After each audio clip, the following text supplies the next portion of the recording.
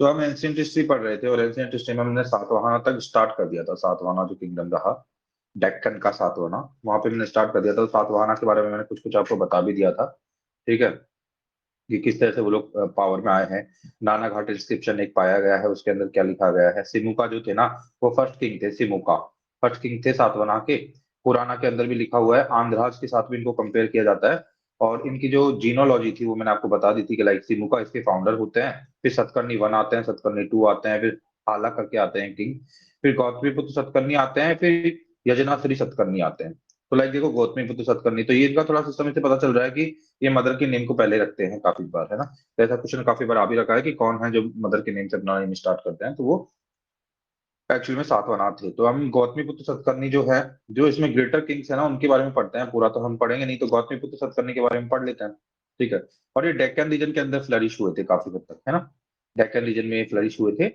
और अब हमें इस गौतमीपुत्र सतकर्णी के बारे में पढ़े तो उनको पता है कि इनकी मदर का नाम जो था ना, नासिक इंस्क्रिप्शन में रिकॉर्डेड है कि इनकी मदर जो थी वो गौतमी बालासरी थी, है ना।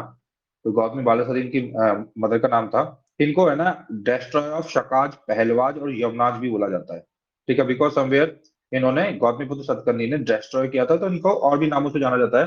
कभी पूछा जाएगा कि डेस्ट्रॉय ऑफ शकाज, पहलवाज और यवनाज के नाम से किसे जाना जाता है, तो वो गौतमीपुत्र सतकर्णी होंगे आपके। ठीक है। और इसमें लाइक इन्होंने मेट्रोमोनिक्स बोलते हैं इसको, मेट्रोनिमिक्स बोलते हैं, सॉरी, जो नेम रखते हैं ना सिस्टम के अंदर, जो अपने अपने नाम के आगे मदर का नेम लेके आते हैं, उसे बोलते हैं मेट्रोनिमिक्स। ठीक है। और अपनी मदर के नाम से इन्होंने नाम को स्टार्ट किया था। और ये अपने आप को एका ब्राह्मणा भी बोलते थे, है ना, एका ब्राह्मण।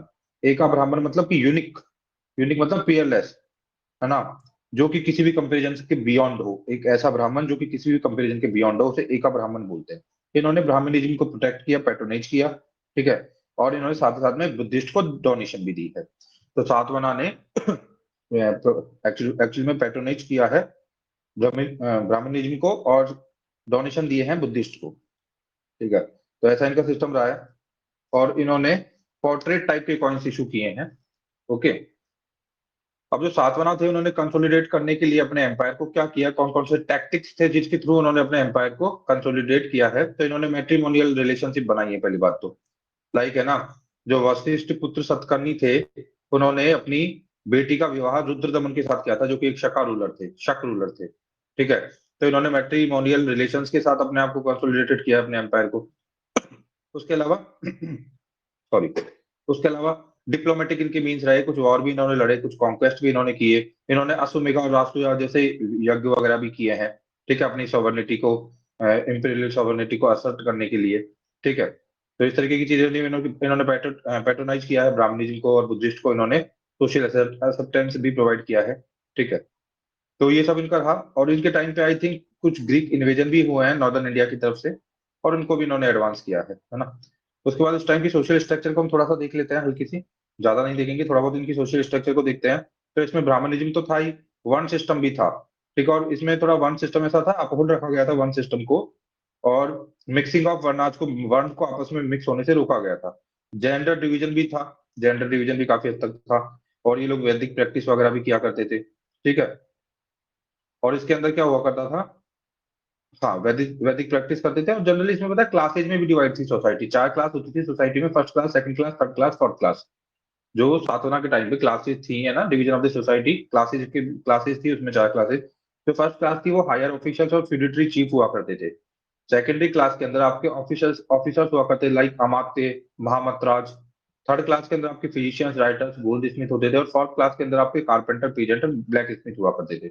यदि इनके पॉलिटिकल स्ट्रक्चर को हम देखना चाहें थोड़ा, तो लाइक एक राजा होता था, तो राजा के नीचे फिर जनपद और प्रोविंस के अंदर जो गवर्नर होते थे ना, उनको महामात्राज बोलते थे। तो मैं कुछ इस तरह से ऑर्डर बना सकता हूँ, सबसे ऊपर किंग, फिर महामात्राज, फिर अमात्य। अमात्य डिस्ट्रिक्ट के लिए होंगे, ग्राम, ग्राम के लिए ग्रामिका होगा, या इसे ही गौलमिका भी बोलेंगे। और फाइनली मिलिट्री जो हेड होगा विलेज के अंदर, जो नीचे नीचे विलेज आएगा, वो होगा गौमिका। तो मैं बोल सकता हूँ किंग, महामात्राज, अमात्याज, गौलमिकाज, और या फिर ग्रामिका। ये ऑर्डर है, ये सीक्वेंस है इनकी पॉलिटिकल स्ट्रक्चर का। ठीक है। तो इनका जो एडमिनिस्ट्रेशन था वो भी मतलब इंस्पायर्ड तो मॉडर्न से ही था, सिंपल सा एडमिनिस्ट्रेशन था इनका। ठीक है। और जो अमात्य की पोस्ट होती थी, है ना, अमात्य की पोस्ट जो थी, जो कि डिस्ट्रिक्ट के हेड हुआ करते थे। ठीक है। वो हेरिडेटरी नहीं हुआ करती थी, मेरिट के बिहाफ पे होती थी। ठीक है, इस चीज को ध्यान रखना आपको थोड़ा। और इसके अलावा कुछ स्पेशल ऑफिसर्स भी हुआ करते थे, लाइक उनको बोलते थे, उनको बोलते थे उपारक्षिता। उपारक्षिता बोलते थे। इनका काम क्या हुआ करता था, इनका काम बहुत उपारक्षिता एक इंपॉर्टेंट वर्ड है, याद रखना है। ठीक है। तो उपारक्षिता जो थे स्पेशल ऑफिसर, इनका काम होता था मॉन्क्स जो होते हैं उनके लिए बिल्ड करना केव्स को। ठीक है, तो केव्स को बनवाना मॉन्क्स के लिए इनका काम था उपारक्षिता का। ये हो गई आपकी पॉलिटिकल स्ट्रक्चर, सोशल स्ट्रक्चर हमने देख ली, उनके टैक्टिक्स देख लिया। हम सातवां की थोड़ी इकोनॉमिक कंडीशंस को देखते हैं। ठीक है, तो लाइक एग्रीकल्चर इस टाइम पे हुआ करता था, उनको पैडी ट्रांसप्लांटेशन का पता था, कल्टीवेशन ऑफ कॉटन का भी इनकी नॉलेज थी, गोदावरी के आसपास के एरिया को राइस बॉल बोला करते थे। इनके जो मर्चेंट हुआ करते थे ना, उनकी मर्चेंट की जो गिल्ड्स की एक्टिविटी काफी इंक्रीज हुई थी इस टाइम पे। और इसमें काफी डिफरेंट काइंड ऑफ क्राफ्टमैन हुआ करते थे, लाइक पॉटर्स होते थे, वेवर्स होते थे, ऑयल प्रेसर्स, सॉरी, वीवर्स होते थे, पॉटर्स होते थे। ठीक है। और करेंसी की यदि बात की जाए, तो इस टाइम पे जो कुशानों की टाइप तो नहीं था। ठीक है। और इन्होंने ये ध्यान रखना, बहुत ही इंपॉर्टेंट है, क्वेश्चन बनता है, लेड के कॉइन इशू किए इन्होंने। लाइक कुशान के टाइम पे तो नहीं था, कुशान के टाइम पे तो गोल्ड कॉपर वगैरह सारे कॉइन चलते थे, लेकिन इन लोगों ने लेड के कॉइन बहुत ज्यादा इशू किए थे। क्वेश्चन आता है सीधा कि लेड के कॉइन्स को ज्यादातर इशू करने वाले कौन थे, सातवाहन थे। ठीक है। और जो सिल्वर कॉइन इशू किए जाते थे उनके टाइम पे, इनको बोलते थे करशानाज। करशानाज, KARSHANS, करशान, करशंस या करशानाज, जो भी है बोल सकते हैं आप ना। ट्रेडिंग पोर्ट जो थे इनके टाइम पे ट्रेडिंग पोर्ट वगैरह भी काफी प्रोमिनेंस में थे। इसी टाइम पे ग्रेटेस्ट पोर्ट आता है कल्याणी का, ऑन वेस्टर्न डेक्कन। तो पश्चिमी डेक्कन में कल्याणी का पोर्ट आता है, ये present day I think Maharashtra के अंदर है, हो सकता है अब तो कल्याणी का पोर्ट था काफी फेमस। ऐसे ही गंजम का पोस्ट था उड़ीसा के अंदर, गंजम। गंजम में ईस्ट की तरफ इनका एक पोर्ट था, इसको ही बोलते थे, गंजम भी बोलते थे इसको, है ना। और एक दूसरा पोर्ट और था थोड़ा नीचे की तरफ, तमिलनाडु की तरफ इनका, इसका नाम था गंडकाशिला। गंडकाशिला है ना, तमिलनाडु में गंडकाशिला, तमिलनाडु में गंजम, उड़ीसा में कल्याणी, महाराष्ट्र में। और बैरूच, ब्रोच जो आज गुजरात में है, इसको ब्रोच बोलते हैं गुजरात में जो है। इस पोर्ट का नाम भी हुआ करता था, ये भी एक पोर्ट था, है ना। इसका नाम था, थोड़ा नाम थोड़े से अजीब अजीब से है ना, तो ये आप थोड़ा सा बस एक बार सुन लो। बहरू गुका, गुकाक्षा, कुछ मतलब बहरू मतलब बरोच के अंदर भी इनका एक पोर्ट था, आपको बेसिकली ये याद रखना है थोड़ा सा ना। और बी से उसका नाम है। और कमर्शियल एक्टिविटीज काफी ठीक ठाक सी थी इनकी। ठीक है। और इसके हाँ, और मतलब काफी सारी ठीक ठाक इनकी कमर्शियल एक्टिविटीज थी। ओके। उसके बाद फाइनली हमने हमने इनका ट्रेडिंग भी देख लिया, मतलब इनकी इकोनॉमी भी देख लिया हमने। ठीक है। और इनकी कनेक्टिविटी जो थी ना, काफी ठीक ठाक सी थी, लाइक, है ना। ये ब्रिज का काम करते थे, क्योंकि डेक्कन रीजन में आते थे, तो ब्रिज का काम करते थे in between of like north and south. ठीक है। और इनके अंदर भी मटेरियल मटेरियल जो कल्चर होना है वो नॉर्थ से ट्रांसफर होके, मटेरियल कल्चर वैसे नॉर्थ में फ्लरिश हुई थी, वो ट्रांसफर होके यहाँ तक भी पहुंच गई थी। ठीक है। और ये जो है एक्चुअली में फ्यूजन हुआ करते थे, है ना, इसमें साउथ और नॉर्थ दोनों के ही थोड़े थोड़े से जो मेटेरियलिस्टिक इनकी जो मटेरियल कल्चर थी ना, उसमें फ्यूजन था, सॉरी फ्यूजन था उसमें लोकल का as well as north ingredients थे। ठीक है। और ये तो इंटर कनेक्टिविटी हो गई। इंटर कनेक्टिविटी की बात की जाए इनके, है ना, तो अंदर ही अंदर कंट्री के अंदर कनेक्टिविटी हो गई, है ना। तो इसके अलावा ये साउथ ईस्ट एशिया से भी रिलेशन रखते थे अपने, रोमन एम्पायर से भी इनकी कॉन्टेक्ट हुआ करते थे। ठीक है। तो ये इनकी ग्लोबल प्रेजेंस भी था इनका, है ना, ग्लोबल कनेक्टिविटी भी थी इनकी। तो ये भी आपको ध्यान रखना है किसके बारे में, सातवाहना के बारे में। काफी सारे नॉर्दर्न फीचर्स थे जो इन्होंने इम्बाइब किए थे, मतलब इन्होंने ग्रहण किए थे नॉर्थ के बहुत सारे फीचर्स, लाइक, है ना, एक्सट्रैक्शन ऑफ मिनरल्स, है ना, from Magadha region. Like Magadha region के अंदर एक्सट्रैक्शन ऑफ मिनरल होता था, आयरन वगैरह भी काफी पाया जाता था। तो वहीं से इन्होंने ये भी सीखा था। और इन्होंने क्या किया था, अपने यहाँ पे आयरन को एक्सप्लॉइट किया था करीमनगर के अंदर, है ना, और वारंगल रीजन के अंदर। तो करीमनगर और वारंगल इनके अंदर ही आता था। वहां से एक्चुअली में, जस्ट ए मिनट।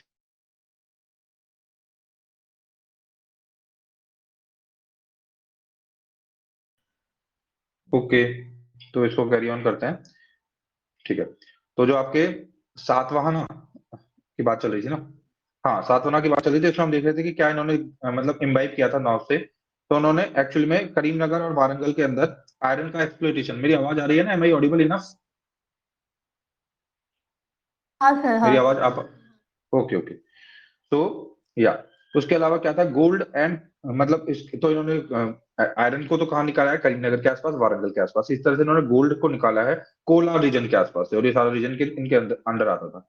उसके अलावा इन्होंने फायर बैक्ड ब्रिक्स को यूज में लिया है। ठीक है। उसके अलावा परफोरेटेड रूफ टाइल्स को इन्होंने यूज में लिया है, परफोरेटेड रूफ जो टाइल्स है ना, उनको इन्होंने भी यूज में लिया है। ठीक है। तो इस तरीके की चीज इन्होंने की। इसके अलावा भी इन्होंने, है ना, इनके जो ड्रेन्स वगैरह हुआ करते थे वो अंडर कवर हुआ करते थे, लाइक इंडस वैली सिविलाइजेशन की तरह। तो इस तरह से इन्होंने नॉर्दर्न इंडिया से काफी सारी चीजों को इम्बाइब किया है। ठीक है।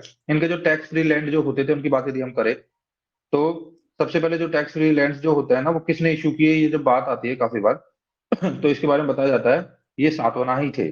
ठीक है, सातवाहन थे। और इनको क्या बोला जाता था, अग्रहार, अग्रहार्स बोला जाता था ना, अग्रहार्स। जो टैक्स फ्री लैंड दिया करते थे इनको अग्रहार्स बोला जाता था। ओके। तो इसको आपको याद रखना। तो लैंड ग्रांट जो होते थे वो दो तरीके के लोगों को देते थे, बुद्धिस्ट लोगों को भी देते थे, ब्राह्मण्स को भी देते थे। ठीक है। तो ये ब्राह्मण्स को जो लैंड ग्रांट दिया करते थे वो एक तरह से एनफोर्स करता था वर्ण सिस्टम को। और जो बुद्धिस्ट को लोग, ये लोग दिया करते थे, वो किस लिए दिया करते थे, पीस के लिए, गुड कंडक्ट के लिए, और अथॉरिटी को मतलब कि रेस्पेक्ट देने के लिए। तो मतलब ये सबको, बुद्धिस्ट को, ब्राह्मण्स को लैंड ग्रांट्स वगैरह दिया करते थे, उनको अग्रहार बोलते थे। अग्रहार जो क्या होता है, एक टैक्स फ्री विलेज होता है। तो एक्चुअली में क्या होता था, पूरा पूरा विलेज काफी बार ये टैक्स फ्री कर दिया करते थे। तो इस तरह से काम करता था एक्चुअली में, कि ये मतलब एक पर्टिकुलर एरिया है, यहाँ से हम टैक्स नहीं लेंगे, तो उन्हें अग्रहार बोलते थे। और ये टैक्स फ्री विलेज हुआ करते थे। ठीक है। और ये किसी भी तरीके की रॉयल पॉलिसी से, इन सब चीजों से फ्री हुआ करते थे। ठीक है। और ये एक तरीके से, है ना, काफी सारी इम्यूनिटीज इनको मिलती थी। ये जो अग्रहार होते थे ना, इनको, ये पर्टिकुलर रीजन होते थे इनको। ठीक है। एक तरीके से ये पूरी तरह से मतलब कंट्री के अंदर, मतलब एरिया के अंदर स्मॉल और इंडिपेंडेंट आइलैंड्स की तरह काम करते थे किंगडम के अंदर, जिनके ऊपर बहुत ज्यादा रूल्स एंड रेगुलेशंस नहीं होते थे, ना इनसे टैक्स लिया जाता था। उनको अग्रहार बोलते थे उस पर्टिकुलर एरिया को। ठीक है। और ये सातवाहन के टाइम पे कल्चर स्टार्ट हुई थी काफी हद तक। ठीक है। सातवाहन ने किया था इस चीज को, है ना। अब इनका कल्चरल सिग्निफिकेंस देख लेते हैं हम थोड़ा सा, सातवाहन का। ठीक है। तो इन्होंने क्या किया है, बुद्धिस्ट आर्ट आर्ट को काफी आगे तक फ्लरिश किया है सातवाहन ने। और इन्होंने बहुत सारे स्तूपे बनाए हैं, चैत्य बनाए हैं, विहार बनाए हैं। ठीक है। लाइक जैसे आपके ये जो कार्ले चैत्य है in western Deccan belong to this era. तो ध्यान रखना कि कार्ले चैत्य जो है, चैत्य और विहारा होते थे ना, आपको पता है अच्छे से, जो बुद्धिस्ट होती हैं, मतलब कि बुद्धिस्ट गुफाएं जो होती हैं, केव्स जो होती हैं, वो चैत्य और विहारा होती हैं। तो इसमें जो कार्ले चैत्य हैं western Deccan belong to this era, इस एरा से काफी हद तक बिलोंग करती है। ठीक है। और काफी सारे स्तूप इन लोगों ने बनवाए हैं, है ना, उस टाइम पे, सातवाहन के टाइम पे। लाइक अमरावती में स्तूप बना है। ठीक है। नागार्जुन कोंडा में, कल्चरल सिग्निफिकेंस बता रहा हूँ इन लोगों का, जो सातवाहन का कॉन्ट्रीब्यूशन रहा है ना कल्चरली, वो बता रहा हूँ मैं। तो मोस्ट प्रोमिनेंट जो इनके स्तूपास जो है सातवाहन ने जो बनवाए हैं, अमरावती में है। ठीक है। अमरावती के अंदर क्या, नागार्जुन कोंडा। ठीक है। और एक है जग्गा पेट्टा, जग्गा पेट्टा, है ना, थोड़ा नाम ऐसे ही है इनके। ठीक है। उनके जो कॉइन्स हुआ करते थे वो बाइलिंगुअल हुआ करते थे काफी बार। प्राकृत और द्रविडियन लैंग्वेज को यूज में लेते थे। प्राकृत ऐसा था कि ऑफिशियल लैंग्वेज यदि कभी पूछ ली जाए कि कौन सी थी सातवाहन की, तो वो प्राकृत थी। ठीक है। तो प्राकृत थी। और ये वो लोग थे, पहले इंडियन लोग थे, नेटिव इंडियंस थे ये लोग पहले, जिन्होंने किंग, मतलब कॉइन के ऊपर किंग की फोटो लगाई है, पोर्ट्रेट्स ऑफ द किंग। ठीक है। और इन्होंने संस्कृत और प्राकृत दोनों को प्रमोट किया है। ठीक है। एक आपने पढ़ा भी होगा, गाथा, गाथा सप्तशती, है ना, एक राइटिंग है एक्चुअली, एक बुक है ये, एक इरोटिक पोइम है ये, प्राकृत लैंग्वेज के अंदर अंदर, जिसको किंग हाला ने लिखा है। मैंने जब आपको जीनोलॉजी बताई थी इनकी, तो मैंने बताया था आपको, भाई सिमुका से स्टार्ट होता है, सतकर्णी वन आते हैं, सतकर्णी टू आते हैं, हाला किंग आते हैं, फिर गौतमीपुत्र सतकर्णी आते हैं। तो जो हाला किंग थे ना ये, इनको कविराज भी बोला करते थे। और इन्होंने गाथा सप्तशती एक प्राकृत लैंग्वेज के अंदर बुक लिखी है। ठीक है।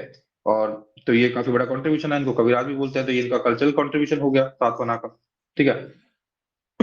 सॉरी। अब सातवाहन जो किंगडम है वो डिक्लाइन क्यों हुआ, यदि इसको हम देखना चाहे थोड़े से, ये क्यों डिक्लाइन हो गया। तो देखो, जितने भी किंगडम उस टाइम के थे, उन सबका एक तो मेजर रीजन होता था कि वो थोड़ा वीक होने लगते थे। उनका जो फ्यूडिटरी सिस्टम होता था, उसमें जो उनका फ्यूडल होता था या फ्यूडल लॉर्ड होता था, वो काफी बार प्रोमिनेंस के अंदर आ जाता था। और फिर पूरा डिसइंटीग्रेशन हो जाता था। जैसे मैंने आपको पहले भी बताया, लाइक कुषाण के जो फ्यूडिटरी थे वो गुप्ता थे। ऐसा ही चलता आया शुरू से, या तो कोई फ्यूडिटरी आ जाएगा या फिर उनका खुद का सेनापति रिवोल्ट कर देगा। लाइक उस टाइम पे जब हुआ था बौद्ध के बाद में, जब आपका अगला जब सुंगा डायनेस्टी आई है, तो उन्होंने ऐसा किया है।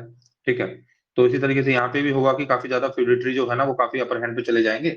उसके अलावा शक होंगे, है ना, उस टाइम पे शक भी होंगे। वो इनके एनिमी होंगे और वो इनसे थोड़ा सा मतलब कि स्ट्रगल करते हुए इनको वीक वीक करते रहेंगे, थोड़ा कमजोर करते रहेंगे। ठीक है। तो इस वजह से, इन सब रीजन की वजह से धीरे धीरे इनका मतलब डोमिनेंस खत्म हो जाएगा। और इसमें थोड़ा मटेरियल कल्चर भी काफी फ्लरिश हो गई थी। मटेरियल जो कल्चर होती है जो नॉर्दर्न इंडिया से आई थी। ठीक है। तो वो थी, तो इस वजह से इन लोगों ने फॉरेस्ट को काफी क्लियर किया था। ठीक है। तो फॉरेस्ट को जब इन्होंने क्लियर किया, तो उस सब रीजन भी रहे, फिर मतलब फाइनली कॉन्क्वेस्ट के लिए क्लियर किया था। लेकिन वो भी डिक्लाइन के अंदर माने जाते हैं रीजन, है ना। अब यहाँ पे क्या है, सातवाहन की कैपिटल देख लेते हैं हम। तो ध्यान ध्यान रखना कि एक्चुअली में कैपिटल को बदलते रहे हैं। ठीक है। सबसे पहली जो इनकी कैपिटल थी वो पैठान बोलते हैं, या इसी को बोलते हैं प्रतिस्थानपुरा। मतलब प्रतिस्थानपुरा कहाँ पे आता है? आई थिंक ये प्रेजेंट डे गुजरात के आसपास, प्रेजेंट डे महाराष्ट्र में आता है प्रतिस्थानपुरा। ठीक है, वो स्टार्टिंग में इनकी कल्चर और सिविलाइजेशन का फोकल पॉइंट हुआ करता था।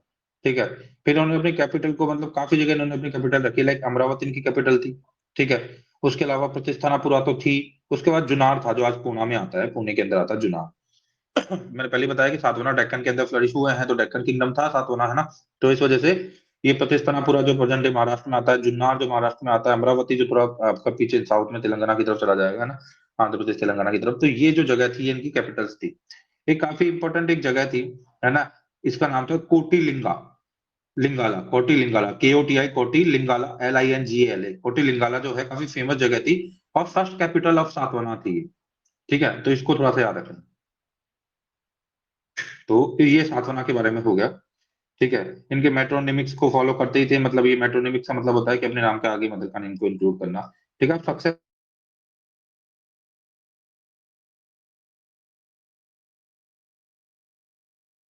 अभी मेरी आवाज आ पा रही है कि थोड़ा नेटवर्क की प्रॉब्लम हो गई थी बीच में? अभी आवाज आ रही है मेरी? मैं रिज्वाइन करता हूँ। ठीक आ रही है ना आवाज? आ रही है। ठीक है, ठीक है, तो चालू करते हैं, आगे चलते हैं। तो जो सक्सेसर रहे हैं ना सातवाहना, आज के इसको देख लेते हैं हम। तो उस टाइम पे लाइक, है ना, सातवाहना के बहुत सारे सक्सेसर रहे हैं। तो जैसे पल्लवाज भी बोला जाता है कि कांचीपुरम के जो पल्लवाज थे वो भी इनके सक्सेसर थे, और जो पल्लवाज के फर्स्ट रूलर थे वो थे, आई थिंक, हरवर्मन, है ना। तो थे, ये थे। तो उसके अलावा, इसके अलावा भी बहुत सारे इनके गुंटूर रीजन के अंदर भी इनके सक्सेसर रहे हैं। तो काफी बार डिसइंटीग्रेशन हो गया था फाइनली, है ना, किनका? सातवाहनाज का। अब है ना, इसको सातवाहना को हम खत्म करते हैं, हम अब नॉर्थ इंडिया की तरफ दोबारा से शिफ्ट होते हैं, हम गुप्ताज को स्टार्ट करते हैं थोड़ा तेजी से चलते हुए। ठीक है, तो गुप्ताज को स्टार्ट कर रहे हैं हम, जो गोल्डन एज भी बोला जाता है, 320 AD टू 550 AD, गुप्ताज को स्टार्ट करने के लिए हम जा रहे हैं। ठीक है, तो अब मैंने पहले भी आपको बता रखा कि गुप्ता क्या होते थे, बताते थे कि ये फ्यूडिटरीज है किसके? कुशांश के। ठीक है, एक तरीके से कुशांश से ही आगे ये लोग एक्सटेंड हुए हैं।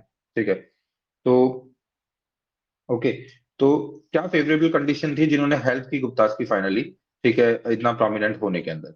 तो पहली बात तो गुप्ता जिस क्लैन से, मतलब जिसके आते थे, वो वैश्य थे, है ना। और इनको काफी हद तक इन्होंने ब्राह्मणवाद को अपर हैंड पे लेके आया, क्योंकि ये क्षत्रिय नहीं थे और ब्राह्मण इनको एज ए क्षत्रिय ट्रीट किया करते थे, तो इस वजह से ब्राह्मणों को इन्होंने अपर हैंड पे लेके आ गए, तो ब्राह्मणवाद काफी प्रोमिनेंस में आ गया था इस टाइम पे। ओके, तो ये क्या था? पहली बात तो जो सिल्क रूट था ना, उसके पास पास से इनकी प्रॉक्सिमिटी काफी थी, जिस रीजन पे ये रूल किया करते थे उसके सिल्क रूट से, है ना, प्रॉक्सिमिटी काफी थी, तो ट्रेड वगैरह इनका काफी अच्छा हो जाया करता था। ठीक है, फिर इनकी काफी ज्यादा इनकी जो वॉर की पॉलिसीज थी, डिप्लोमेसी थी, मैट्रिमोनियल जो अलायंस थे, और कंसोलिडेशन जो एम्पायर इन्होंने किया था फाइनली, ठीक है, वो सब चीजों के अंदर ये काफी ज्यादा, मतलब कि ठीक थे, मतलब ये लोग काफी, इन्होंने काफी अच्छे से उन सब चीजों को किया था, कंसोलिडेशन ऑफ जो सब कुछ रहा वो। उसके अलावा, है ना, ये जो सेंट्रल इंडिया के आसपास थे और साउथ बिहार के आसपास थे, तो वहाँ पे आयरन और काफी ज्यादा पाया जाता था, तो वो भी इनको एक बेनिफिट किया इन्होंने, इस चीज ने भी इनको काफी बेनिफिट किया है। ठीक है, काफी फर्टाइल लैंड हुआ करता था। ठीक है, तो इस वजह से भी फ्लरिश वो हुए हैं। और इनके जो हमें एविडेंस मिलते हैं ना, वो कहाँ से मिलते हैं? लाइक आर्कियोलॉजिकल एविडेंस तो हमें कॉइन से, मॉन्यूमेंट से, जो आर्टिफैक्ट्स होते हैं, इन सब चीजों से मिल जाते हैं, इंस्क्रिप्शन से मिल जाते हैं। तो इंस्क्रिप्शन तो कौन सा फेमस है उस टाइम पर, जिन्होंने गुप्ता के बारे में काफी रिवील किया है? एक तो इलाहाबाद के अंदर, है ना, जो मेहरौली इंस्क्रिप्शन है आपका इलाहाबाद के अंदर, मेहरौली इंस्क्रिप्शन, मतलब जो है मेहरौली इंस्क्रिप्शन, इलाहाबाद इंस्क्रिप्शन, ये जो है काफी फेमस है। ठीक है, दोनों अलग अलग है आई थिंक, है ना। तो हाँ, जो मेहरौली का वो तो आयरन पिलर इंस्क्रिप्शन है, और इस तरह से कि इलाहाबाद का इंस्क्रिप्शन है आई थिंक, है ना। तो जिसे प्रयाग प्रशस्ति भी बोलते हैं, तो यहाँ से इनके बारे में काफी एविडेंस मिलते हैं। उसके अलावा इनके जो लिटरेरी जो सोर्स है, जहाँ से इनके बारे में नॉलेज मिलती है, तो लिटरेरी सोर्स में रिलीजियस सोर्स की यदि मैं बात करूँ, तो जैसे पुराण हो गए, धर्मशास्त्राज हो गए, उनके बारे में, के बारे में वर्णन है। सेकुलर शॉर्ट्स की बात करूं, सेकुलर शॉर्ट्स क्या होता है? जिसको किसी रीजन से कोई मतलब नहीं होता है, लाइक प्ले हो गया, ड्रामा हो गया, पॉइंट हो गया, कोई ट्रेवलर की मेमोरी हो गई, तो इन्हें सेकुलर शॉर्ट्स बोलते हैं। लिटरेरी सेकुलर शॉर्ट्स कौन से होते हैं? जिनका किसी रिलीजन से कोई मतलब नहीं होता है, लाइक कोई ट्रेवलर आया, उसने अपनी मेमोरी लिखी, कोई प्ले, कोई ड्रामा, कोई पॉइंट, तो इस तरह से ना। तो इसमें जो सेकुलर शॉर्ट्स हैं जिनसे कि इनके बारे में पता चलता है, वो एक तो चाइनीज ट्रेवलर फायान आए थे ट्रेवलिंग करते हुए, उन्होंने इनके बारे में काफी कुछ लिखा है। उसके अलावा बहुत सारे प्ले, ड्रामा और पॉइंट्स लिखे गए, लाइक विशाख दत्ता की जो मुद्रा राक्षस है। उसके अलावा, इसका एक और, मतलब आई थिंक इनकी स्टोरी की बुक है एक, देविका चंद्रगुप्तम। ठीक है, तो देवीचंद्र गुप्तम, सॉरी, देवीचंद्र गुप्तम में रामा गुप्ता की जो डिफीट होती है ना, अभी तक पढ़ेंगे हम उसको आगे जाके उसके बारे में। तो ये सारे शॉर्ट्स हैं जिसके थ्रू हमें इनकी इन्फॉर्मेशन मिलती है फाइनली। ठीक है, अब हम स्टार्ट करते हैं। इसकी क्रोनोलॉजी को मैं बताना चाहूंगा, थोड़ा जीनोलॉजी बताना चाहूंगा कि कैसे स्टार्टिंग हुई है। तो देखो, फाउंडर माना जाता है श्री गुप्ता को। तो फाउंडर तो माना जाता है श्री गुप्ता को, और ज्यादा नहीं चला, एक किंगडम चला है 320 एडी से 550 एडी तक बताया जाता है। ज्यादा ज्यादा फ्लरिश हुआ है। वैसे श्रीगुप्त पहले थे ना, चंद्रगुप्त थे 320 एडी में। तो जो इसके फाउंडर बताए जाते हैं वो तो श्रीगुप्त बताए जाते हैं, जो कि 240 एडी से 280 एडी तक थे। इनके टाइम पे एक चाइनीज ट्रेवलर भी आया था, वो था इत्सिंग। ठीक है, इत्सिंग ट्राइवल चाइनीज जो ट्रेवलर है उसने विजिट किया था। ठीक है, सॉरी सॉरी, इनके टाइम पे नहीं आया था। इत्सिंग को याद रखना है, इत्सिंग का जो टाइमिंग थी वो थी 671 टू 695 एडी। लेकिन इत्सिंग ने श्रीगुप्त के बारे में बताया है अपने, जो उन्होंने लिखी है ना बुक, उसके अंदर। जो चाइनीज ट्रेवलर थे इत्सिंग, ये उन्होंने विजिट किया है इंडिया को 671 टू 695 एडी, और उन्होंने श्रीगुप्त के बारे में बताया है। ठीक है, और उन्होंने बताया कि इन्होंने टेम्पल के बनवाया था श्रीगुप्त ने गया के अंदर, ऐसा भी बताया कुछ कुछ है ना। उसके बाद आपके जो प्रोमिनेंट है श्रीगुप्त के बाद चंद्रगुप्त फर्स्ट है। चंद्रगुप्त फर्स्ट जो होते हैं वो रियल फाउंडर माने जाते हैं, उनके बारे में अभी हम पढ़ेंगे। उसके बाद आपके चंद्रगुप्त फर्स्ट के बाद आपके समुद्रगुप्त आएंगे। ठीक है, समुद्रगुप्त के बाद में आपके कौन आ जाएंगे, आपके रामगुप्त आएंगे, फिर चंद्रगुप्त सेकंड आएंगे, फिर कुमारगुप्त आएंगे, फिर स्कंदगुप्त आ जाएंगे आपके, है ना। स्कंदगुप्त के टाइम पे हुन्स का इन्वेजन होगा। तो हम देखते हैं इस पर थोड़ा सा, जो मेजर मेजर चीजें हैं ना उनको भी स्टार्ट करते हैं। लाइक सबसे पहले हम समुद्रगुप्त फर्स्ट से स्टार्ट करते हैं। समुद्रगुप्त जो फर्स्ट, जो चंद्रगुप्त फर्स्ट के बेटे थे, उनको स्टार्ट करते हैं, फिर थोड़ा चंद्रगुप्त के बारे में भी देख लेंगे। पहले पहले आप देख लो, एक तो इलाहाबाद इंस्क्रिप्शन है, इलाहाबाद पिलर इंस्क्रिप्शन। हरिसेन जो कोर्ट पोइट हुआ करता था समुद्रगुप्त के टाइम पे, उन्होंने एक इंस्क्रिप्शन लिखा है, इसे प्रयाग प्रशस्ति भी बोलते हैं। और एक मेहरौली पिलर इंस्क्रिप्शन है। ठीक है, तो मेहरौली पिलर इंस्क्रिप्शन है ना, जो कुतुब मीनार के पास में, दिल्ली के पास में लगा हुआ है। और ये चंद्रगुप्त सेकंड के बारे में बताता है, इसी को ध्यान रखना आपको। चंद्रगुप्त सेकंड क्या कब आए हैं, पहले चंद्रगुप्त फर्स्ट आए हैं, फिर समुद्रगुप्त आए हैं, फिर उसके बाद रामगुप्त आए हैं, फिर चंद्रगुप्त सेकंड आए हैं। और रामगुप्त वाली कहानी, चंद्रगुप्त वाली, अब अभी वो स्टोरी में मैं बता दूंगा क्या थी पूरी स्टोरी। ठीक है। ठीक है, तो उसके बाद है ना, चंद्रगुप्त फर्स्ट से स्टार्ट करते हैं। तो अभी जब हम मेजरली पढ़ने जा रहे हैं तो श्रीगुप्त को हम इतना ज्यादा नहीं देखते हैं, पहले चंद्रगुप्त फर्स्ट से स्टार्ट करते हैं। तो ये इनको महाराजा धीराज भी बोलते थे अपने आप को। ठीक है, the greatest of then king, है ना। तो ये अपने आप को इस टाइटल दिया है इन्होंने। ठीक है, उसके बाद इनकी क्या थोड़ी अचीवमेंट रही है, तो देखो इन्होंने मैट्रिमोनियल अलायंस काफी किए हैं। लाइक चंद्रगुप्त जो फर्स्ट है, उन्होंने लिच्छवी प्रिंस जो है नेपाल के, उनके साथ भी अपने मैट्रिमोनियल अलायंस बनाए हैं। ठीक है, गुप्ता जो थे ना वो वैश्य थे, है ना, एक्चुअली में ये वैश्य थे। और फिर उन्होंने क्षत्रिय जो थी रानी, उससे शादी कर ली। तो मतलब थोड़ा सा इनको और प्राउड डोमिनेंस मिल गया उसके अंदर, थोड़ी लेजिटिमेसी मिल गई इस तरीके से इनको, है ना। और ये हो चंद्रगुप्त फर्स्ट के बारे में है। तो चंद्रगुप्त फर्स्ट जो है पहले तो महाराजा धीराज बोले जाते हैं, और इन्होंने अपने आप को मैट्रिमोनियल अलायंस के थ्रू काफी कंसोलिडेट किया अपने एम्पायर को। समुद्रगुप्त फर्स्ट काफी फेमस है, इनको नेपोलियन ऑफ इंडिया भी बोला जाता है। समुद्रगुप्त फर्स्ट जो कि मतलब कि चंद्रगुप्त फर्स्ट के बाद में आएंगे, इनको नेपोलियन भी बोला जाता है। देखो, तो इसे नेपोलियन ऑफ इंडिया भी बोला जाता है। तो इस चीज को आपको ध्यान रखना है, किसको, समुद्रगुप्त फर्स्ट को। और वो काफी ग्रेटेस्ट थे गुप्ता डायनेस्टी के अंदर, इसमें तो कोई डाउट ही नहीं है। ठीक है, और इनकी काफी सारे मतलब कि इन्होंने एम्पायर को एक्सपेंड भी किया था काफी हद तक। ठीक है, एक वीणा, एक इमेज मिलती है जिसमें उनको वीणा बजाते हुए दिखाया गया है। ठीक है, एक कॉइन है ना, उसमें इनको वीणा बजाते हुए दिखाया गया है, कॉइन के अंदर उकेरा गया है इस चीज को। ठीक है, तो इससे पता चलता है कि काफी इंटरेस्टेड थे वो म्यूजिक वगैरह के अंदर भी। ठीक है, और ये वैष्णविज्म जो होता है ना, वैष्णविज्म, उसके काफी अच्छे फॉलोअर थे। ठीक है, तो और उन्होंने, इनका इंटरेस्ट बुद्धिज्म में भी था, और बुद्धिस्ट को भी इन्होंने काफी हद तक प्रोटेक्ट किया है। और एक वासु बंधु करके बुद्धिस्ट स्कॉलर थे, उनको पैट्रोन भी इन्होंने दिया है, पैट्रोनेज भी दिया है। ठीक है, और इन्होंने संस्कृत नॉलेज को भी काफी ज्यादा, संस्कृत को भी काफी प्रमोट किया है, इस चीज का आपको ध्यान रखना है। और इनके जो कोर्ट पोइट हुआ करते थे वो समुद्र गुप्त के टाइम पे हरिसेन हुआ करते थे। ठीक है, जिन्होंने उन्हें 100 बैटल्स का हीरो बताया है ना, हीरो ऑफ 100 बैटल्स। और जो समुद्रगुप्त ने अपने एम्पायर को जो एक्सपेंड किया है वो कैसे किया है, तो इनकी दो पॉलिसी रही है। एक तो साउथर्न पॉलिसी। ठीक है, इसको क्या बोलते हैं, इनकी साउथर्न पॉलिसी को, समुद्रगुप्त की साउथर्न पॉलिसी को बोलते हैं दक्षिण वर्ता, दक्षिण वर्था, है ना। तो सिंपल सी बात है, दक्षिण वर्ता, वैसे तो सिंपल से नाम से पता चल रहा है। और उनकी जो नॉर्थ की वो पॉलिसी है, उन्हें वो आर्यवर्ता बोलते हैं। तो कभी ऐसा आ जाए कि मतलब साउथर्न पॉलिसी को आर्यवर्ता से मैच करवा दिया जाए तो गलत हो जाएगा। आर्यवर्ता इनकी नॉर्दर्न पॉलिसी है, और सदर्न पॉलिसी इनकी है दक्षिण वर्ता। तो इन्होंने कैसे मतलब कि किया है अपना एम्पायर को एक्सटेंड, तो इन्होंने अलग अलग पॉलिसी अपनाई। कुछ किंगडम्स को तो इन्होंने डिस्ट्रॉय कर दिया और अनेक्स कर लिया। ठीक है, कुछ के साथ इन्होंने क्या किया, केवल मतलब इनको अपनी सुजर्निटी के अंदर लेके आए, केवल ऐसा फील करवाया उनसे क्या क्या हम हमारी सुजर्निटी में हो, और उनके ऊपर ज्यादा उन्होंने हमला वगैरह नहीं किया। ठीक है, और काफी लोगों को इन्होंने हरा के इनके किंगडम वापस दे दिए ताकि वो वहां पे रूल कर ले सुजनिटी को मानते हुए। ठीक है। और थोड़े है ना साउथ के अंदर इस तरीके के टैक्टिक्स इन्होंने अपनाए डिफरेंट डिफरेंट टाइप के, लेकिन नॉर्थ के अंदर इन्होंने जनरली क्या किया है, डिफीट ही किया है ना। तो जनरली राजाओं को हरा हरा के नॉर्थ कैप्चर किया इन्होंने, जितना भी नॉर्थ वाला किया है। उसके अलावा इनकी ट्राइबल पॉलिसी होती थी, बॉर्डर पॉलिसी होती थी, आइलैंड पॉलिसी वगैरह हुआ करती थी। इलाहाबाद पिलर इंस्क्रिप्शन के बारे में मैंने आपको थोड़ा बहुत बता ही दिया है। अब तो इनकी जो मिलिट्री पॉलिसी होती थी ना उसको देख लेते हैं। तो ठीक है। तो मिलिट्री पॉलिसी में कुछ ज्यादा स्पेशल नहीं है। तो इसमें क्या हुआ करता था, चार कैटेगरी में डिवाइड किया गया है इसको एक्चुअली में, है ना। तो इनके पूरे एम्पायर कोई ज्यादा इंपॉर्टेंट नहीं है, आगे चलते हैं इसको चलते हैं, ठीक है। उसके बाद आता है आपका इलाहाबाद पिलर इंस्क्रिप्शन जो है, उसके बारे में दोबारा से बता देता हूँ मैं। इलाहाबाद पिलर इंस्क्रिप्शन को, उसमें ये जो हरीश सेना जो पोइट थे समुद्रगुप्त के, उन्होंने इंस्क्रिप्शन को, इसी को प्रयाग प्रशस्ति भी बोलते हैं। ठीक है। और इसको मतलब एक्चुअली में मैंने बताया था वैसे हाला किंग था उसके अंदर सातवाहना के अंदर, जिसको कविराज की उपाधि दी थी। इसमें इनको भी कविराज बोला गया है ना, समुद्रगुप्त को भी कविराज बोला गया है, क्योंकि वो काफी वर्ज वगैरह लिखा करते थे, म्यूजिक वगैरह से उनको ठीक ठाक सा प्यार था। ठीक है। और जो इंस्क्रिप्शन है ना, ये वाला इलाहाबाद वाला संस्कृत में लिखा गया है ना। और इसमें स्क्रिप्ट तो संस्कृत की देवनागरी होती है, तो उसमें तो कोई सोचने वाली बात ही नहीं है। ठीक है। मैंने कल भी बताया था, स्क्रिप्ट एक ऐसी चीज होती है, स्क्रिप्ट मतलब सिंगल स्क्रिप्ट की बहुत सारी मल्टीपल लैंग्वेज हो सकती है। लाइक जैसे हिंदी भी की स्क्रिप्ट भी देवनागरी है, संस्कृत की स्क्रिप्ट भी देवनागरी है, और भी बहुत सारी लैंग्वेज की स्क्रिप्ट देवनागरी हो सकती है। तो स्क्रिप्ट एक बड़ा डोमेन है और लैंग्वेज उसमें एक छोटा डोमेन है। ठीक है। इस चीज को ध्यान रखना है। तो ये समुद्रगुप्त हो जाते हैं आपके। उसके बाद हम चलते हैं चंद्रगुप्त सेकंड के ऊपर। अब समुद्रगुप्त के बाद में बीच में रामगुप्त भी आएंगे, चंद्रगुप्त सेकंड है ना, उसके ऊपर चलते हैं हम सीधा का सीधा।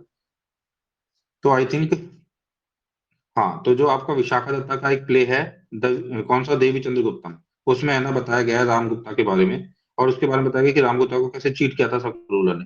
तो देख, रामगुप्ता एक्चुअल में भाई थे समुद्र इनके चंद्रगुप्त सेकंड के। और उनकी पत्नी हुआ करती थी रामगुप्ता की, लाइक ध्रुवा देवी। तो उन्होंने ध्रुवा देवी, शक रूलर्स ने ध्रुवा देवी को सेंड करने के लिए बोला था। एक ट्रीटी हुई थी, उसमें बोला कि ध्रुवा देवी को आपको हमारे पास भेजना है। तो उसमें मतलब कि ये कंडीशन रखी गई थी। तो रामगुप्त जो थे ना, उनके यंगर ब्रदर थे चंद्रगुप्त सेकंड। ठीक है। उन्होंने फिर क्या किया कि उसे काफी ह्यूमिलेटिंग तौर पे माना, और उन्होंने वो डिस्गाइज के अंदर वहां पे गए, है ना, वो क्वीन बन के, मतलब एक तरीके से ध्रुवा देवी बन के वो गए, और वहां पे जाके शक जो चीफ मैन था ना, मतलब उनको सबको शक वक को हरा दिया उन्होंने, खत्म कर दिया शक वक को, है ना। और फिर वापस आते हैं, फिर अपने भाई को भी शायद ही मार देते हैं, देन फिर ध्रुवा देवी से शादी भी कर लेते हैं। ठीक है। तो इस तरीके से मतलब कि ये इस तरह से ये काफी, इस वजह से काफी ज्यादा जाने जाते हैं नाम में। और ये देवी चंद्रगुप्तम जो है विशाखादत्त की, उसके अंदर ये सब कुछ लिखा हुआ है। ठीक है।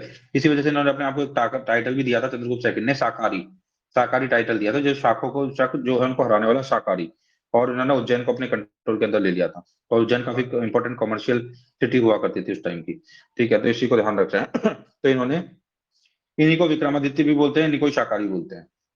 तो इन्होंने, चंद्रगुप्त सेकंड ने शाकाहारी और विक्रमादित्य का टाइटल लिया। क्यों विक्रमादित्य का टाइटल क्यों लिया इन्होंने, एक्चुअली में फर्स्ट सेंचुरी बीसी में जो विक्रमादित्य एक उज्जैन के रूलर हुआ करते थे, काफी फेमस रूलर थे, और उन्होंने भी शकों को हराया था।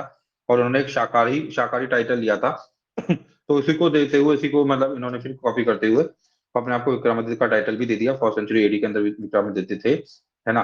और इन्होंने, हाँ, विक्रमादित्य का टाइटल दे दिया। लेकिन ध्यान रखना, जो विक्रम संवत चलता है ना हमारा, ये उज्जैन के जो किंग थे ना, जिन्होंने 57 बीसी में, वो किंग थे, उन्होंने चालू करवाया था। और वो उन्होंने शकों को भी हराया था। वो फर्स्ट सेंचुरी बीसी के आसपास हुआ करते थे, उज्जैन के किंग थे। ठीक है। और यहाँ पे चंद्रगुप्त सेकंड भी हमारे जो है शाकाहारी की मतलब की उसको लेंगे, शाकाहारी के टाइटल को रखेंगे अपने साथ। ओके। तो इस तरह से हुआ। और चंद्रगुप्त सेकंड काफी प्रोमिनेंट लीडर थे, काफी उन्होंने फ्लरिश भी किया है गुप्ता किंगडम को, और आगे भी लेके गए हैं वो। तो चंद्रगुप्त सेकंड ने ऐसा कैसे कैसे किया, उसको देख लेते हैं। तो क्रोनोलॉजी आप पहले थोड़ी याद रखना है ना, क्रोनोलॉजी भी याद आ जाती है तो बहुत सारी चीजें हो जाती है, लाइक श्रीगुप्त का आना, फिर चंद्रगुप्त फर्स्ट का आना, फिर समुद्रगुप्त का आना, फिर रामगुप्त है ना जो भाई है चंद्रगुप्त सेकंड के, फिर उसके बाद कुमारगुप्त और फाइनली स्कंदगुप्त आ जाएंगे। तो जो इन्होंने चंद्रगुप्त सेकंड ने एक्सपेंड किया है एम्पायर को, कैसे किया है, तो बहुत सारे मैट्रिमोनियल अलायंस बनाए हैं इन लोगों ने पहले तो मैट्रिमोनियल अलायंस, तो एक तो इन्होंने मतलब अपनी, आई थिंक अपनी भाभी से, ध्रुवा देवी से शादी कर ही ली थी अपने भाई रामगुप्ता को मार के, क्योंकि उनको लगा था कि रामगुप्त बहुत कायर टाइप के इंसान है, इस वजह से। तो उसके अलावा इन्होंने क्या है, बहुत सारी और भी मैट्रिमोनियल अलायंस वगैरह बनाई है, लाइक इन्होंने है ना, नागा प्रिंस है एक सेंट्रल इंडिया की, उनके साथ आई थिंक शादी की है। उनका नाम था, है ना, कुबेरन नागा ना। तो ये नागा प्रिंस थे, उनसे इन्होंने शादी किया। उसके अलावा इनकी डॉटर थी, आपको बताइए, प्रभावती, काफी फेमस है वो तो, है ना। प्रभावती जो थी, तो उनको वकाटका जो किंग है ना, वकाटका प्रिंस से उनकी शादी की है। और फिर बाद में जो वकाटका प्रिंस, आई थिंक उनकी प्रीमेच्योर, उनकी डेथ वेथ हो जाती है। तो फिर आई थिंक इनको उसको भी अपने अंदर मर्ज करते होंगे, काफी उसका भी ये यूज में लेते होंगे ना। तो ये था, तो ये गुप्ता के डायरेक्ट कंट्रोल में एक तरीके से वकाटा का भी आ गया था, है ना। तो ये वाला हो गया, और उसके बाद है जो शक को उन्होंने पहले हरा ही दिया था, और काफी चीजें उन्होंने वॉर के थ्रू कॉन्कर की है, ठीक है। और काफी चीजें इस तरह से मैट्रिमोनियल अलायंस के थ्रू उन्होंने अचीव की है। तो चंद्रगुप्त सेकंड का एम्पायर का जो एक्सटेंशन था ना, वो काफी ज्यादा फर्दर एक्सटेंड हो गया था। बताते हैं कि इनका एम्पायर वेस्ट में भरूच, भरूच मतलब जो गुजरात में आता है, वहां से लेके, ठीक है, भरूच, सोपारा, कैम्बे, यहाँ तक सब जगह था वेस्ट में। तो इनका ईस्ट की तरफ ये बंगाल तक चले गए थे, और साउथ में ये नर्मदा रिवर की बाउंड्री तक को क्रॉस कर गए थे। तो इस तरीके का इनका एम्पायर था। इनके टाइम पे फायान ने विजिट की है। कभी जाना कि फायान कब आए, तो चंद्रगुप्त सेकंड के टाइम पे आए थे। तो फायान जो है, जो चाइनीज ट्रेवलर है, उन्होंने क्या क्या बताया उस टाइम पे आके गुप्ताज के बारे में। फिर फायान को ये एक्सटेंडेड, मतलब उन्हीं को थोड़ा सा रिफ्यूट करने के लिए बाद में और आएंगे, रिफ्यूट करने के लिए वो भी बताएंगे इनके बारे में, उसके बारे में भी हम पढ़ेंगे। कौन आएंगे बाद में, फायान का अकाउंट जो होगा ना, उसको रिफ्यूट करने के लिए भी आएंगे। कोई बताना चाहेगा कौन आएगा बाद में इसको ट्रेवल करने के लिए और बताएगा? चलो बताते हैं उसको ना, पहले फायान के बारे में देख लेते हैं। ओके। तो फायन ने क्या बोला था, एक तरीके से क्या इन्होंने बताया था, इन्होंने बताया था कि जो गैंगेटिक रीजन है ना, उसके अंदर तो देखो बुद्धिज्म वगैरह फ्लरिश हो नहीं रहा है, वहां तो ब्राह्मणिज्म वगैरह काफी अपर हैंड पे है, लेकिन जो वेस्टर्न एरिया वगैरह है वहां पे बुद्धिज्म चल रहा है, ठीक है। इस चीज के बारे में उन्होंने बोला, पहली बात तो, है ना। और जो आपने इन्होंने बताया Gangetic valley as the land of Brahmanism, Brahmanism का लैंड है जो गंगेटिक वैली है, ये उन्होंने बताया फायर ने, ठीक है। और इन्होंने बताया कि जो कपिल वस्तु और कुशीनगर वगैरह के इलाके जो थे, वो बुद्धिस्ट के लिए काफी फ्लरिश और हॉली इलाके थे, अब वो काफी मतलब कि इग्नोरेंट से इलाके हो गए हैं बुद्धिज्म पर्सपेक्टिव से, है ना। बुद्धिस्ट के फ्लरिशमेंट के पर्सपेक्टिव से ये काफी ज्यादा मतलब कि इग्नोरेंट टाइप के हो गए हैं, ऐसा बताया इन्होंने, ठीक है। उसके अलावा है ना, ये बहुत ज्यादा जो आए थे फायान, वो एक्चुअली में बहुत ज्यादा पॉलिटिकल अफेयर्स में इंटरेस्टेड नहीं थे, और इन्होंने एक्चुअली में क्या किया है कि इन्होंने रिलीजन वगैरह को ज्यादा स्टडी किया है। और अब ये बताएंगे कि क्या क्या सिस्टम था उसके बारे में। तो ये यही बताते हैं कि इन्होंने चंद्रगुप्त सेकंड के बारे में ज्यादा मेंशन नहीं किया, लेकिन इन्होंने रिलीजन के बारे में, सोशियो इकोनॉमिक कंडीशन सबके बारे में, गुप्ता एम्पायर की उसके बारे में काफी कुछ बताया है। ये लैंड रूट के थ्रू आए थे फायान जो आए थे, ठीक है। उनका पर्पज जो था ना, वो क्या था, बुद्धा और बुद्धा के जो मैन्युस्क्रिप्ट है ना, उनका कलेक्शन करना, इसी पर्पज से ये फायान यहाँ पे आए थे, ठीक है। तो ये फायान की विजिट के बारे में बता रखा है। लेकिन अब हम देखते हैं कि गुप्ता के टाइम पे कल्चरल प्रोग्रेस कैसी हुई है ना, कल्चरल प्रोग्रेस हुई है या नहीं हुई है। तो आपको चंद्रगुप्त सेकंड में विक्रमादित्य का टाइटल लिया था, ये तो आपको पता ही है, ठीक है। और अभी वो हम सब देखेंगे जो नवरत्न होते थे, कौन कौन से नवरत्न थे गुप्ता के टाइम पे। तो ये नो डाउट ये चंद्रगुप्त सेकंड के टाइम पे थे। तो measure of the event Chandragupta second के टाइम पे हो रही है ना, और चंद्रगुप्त सेकंड का टाइमिंग क्या है, 380 से 415 एडी, ठीक है। और इसके 9 जेम्स या 9 ज्वेल्स हुआ करते थे चंद्रगुप्त सेकंड के टाइम पे। तो कौन कौन थे, ठीक है।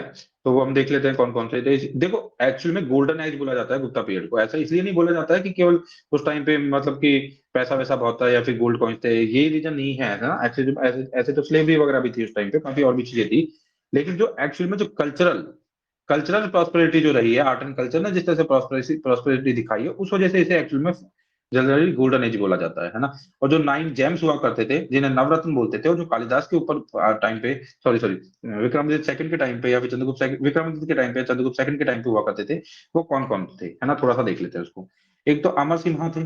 अमर सिम्हा तो एक संस्कृत के लेक्सिकोग्राफर थे। अमर सिम्हा संस्कृत लेक्सिकोग्राफर, याद रखना है। कालिदास को आपको सबको पता है, संस्कृत पोइट थे और प्ले राइटर थे।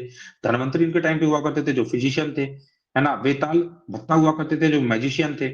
वारुचि थे, वारुचि जो थे वो ग्रामीण थे और संस्कृत स्कॉलर थे, ठीक है। एक कश्यपनक थे, कश्यपनक, है ना।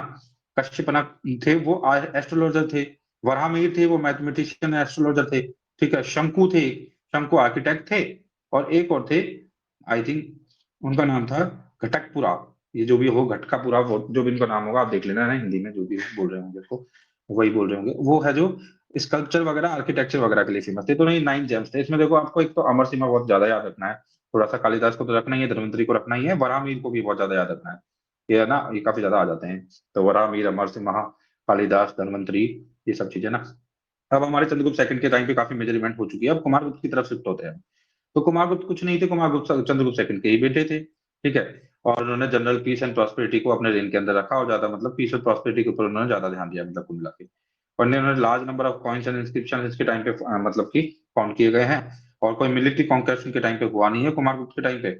और होगा क्या एक्चुअली में, फाइनली पुष्यमित्राज जब आने की कोशिश करेंगे ना, तो पुष्यमित्राज कैसे आएंगे, तो जब जब इनका नियरली एंड होने वाला था ना, उस टाइम पे नर्मदा रिवर के किनारे है ना, गुप्ता आर्मी को पुष्यमित्राज ने हरा दिया था, ठीक है। तो अभी पुष्यमित्राज भी आएंगे, उससे पहले हम थोड़ा इनका फाइनल जो है देख लेते हैं थोड़ा, और स्कंद गुप्ता आ जाएंगे फिर। तो स्कंदगुप्त जो है कुमारगुप्त के सक्सेसर थे, ठीक है। और ये अब थोड़ा वीकनेस ही आती जाएगी एम्पायर के अंदर कुल मिला के, ठीक है। और इन्होंने ना पुष्यमित्राज को हराया था, ये ध्यान रखना, किसने? स्कंदगुप्त ने, है ना। जो कुमारगुप्त के टाइम पे जो पुष्यमित्राज ने गुप्ता की आर्मी को हरा दिया था, इसको इन्होंने भी हराया था, मतलब स्कंदगुप्त ने एक बार हराया था। अब देखना कभी आ सकता है हून्स का इन्वेजन कब हुआ। लाइक हमने जब कल के लेक्चर देखे थे तो हमने सब कुछ देख लिया था भाई, बैक्ट्रियन, ग्रीक, शक, कुषाण, ठीक है, यूची ट्राइब भी कुषाण थी। सब चीज हमने देखी थी उस टाइम पे पूरी क्रोनोलॉजी के अंदर। तो उस टाइम पे like 2 century BC, 1 century BC, AD वगैरह, उस टाइम पे सब लोग आ गए, लेकिन हुन्स काफी लेट आए हैं। तो हुन्स को आपको याद रखना है, हुन्स काफी लेट लेट आए हैं, ठीक है। तो ये हुन्स जो है वो किसके टाइम टाइम पे आए हैं? स्कंदगुप्त के टाइम पे आएंगे ये लोग, ठीक है।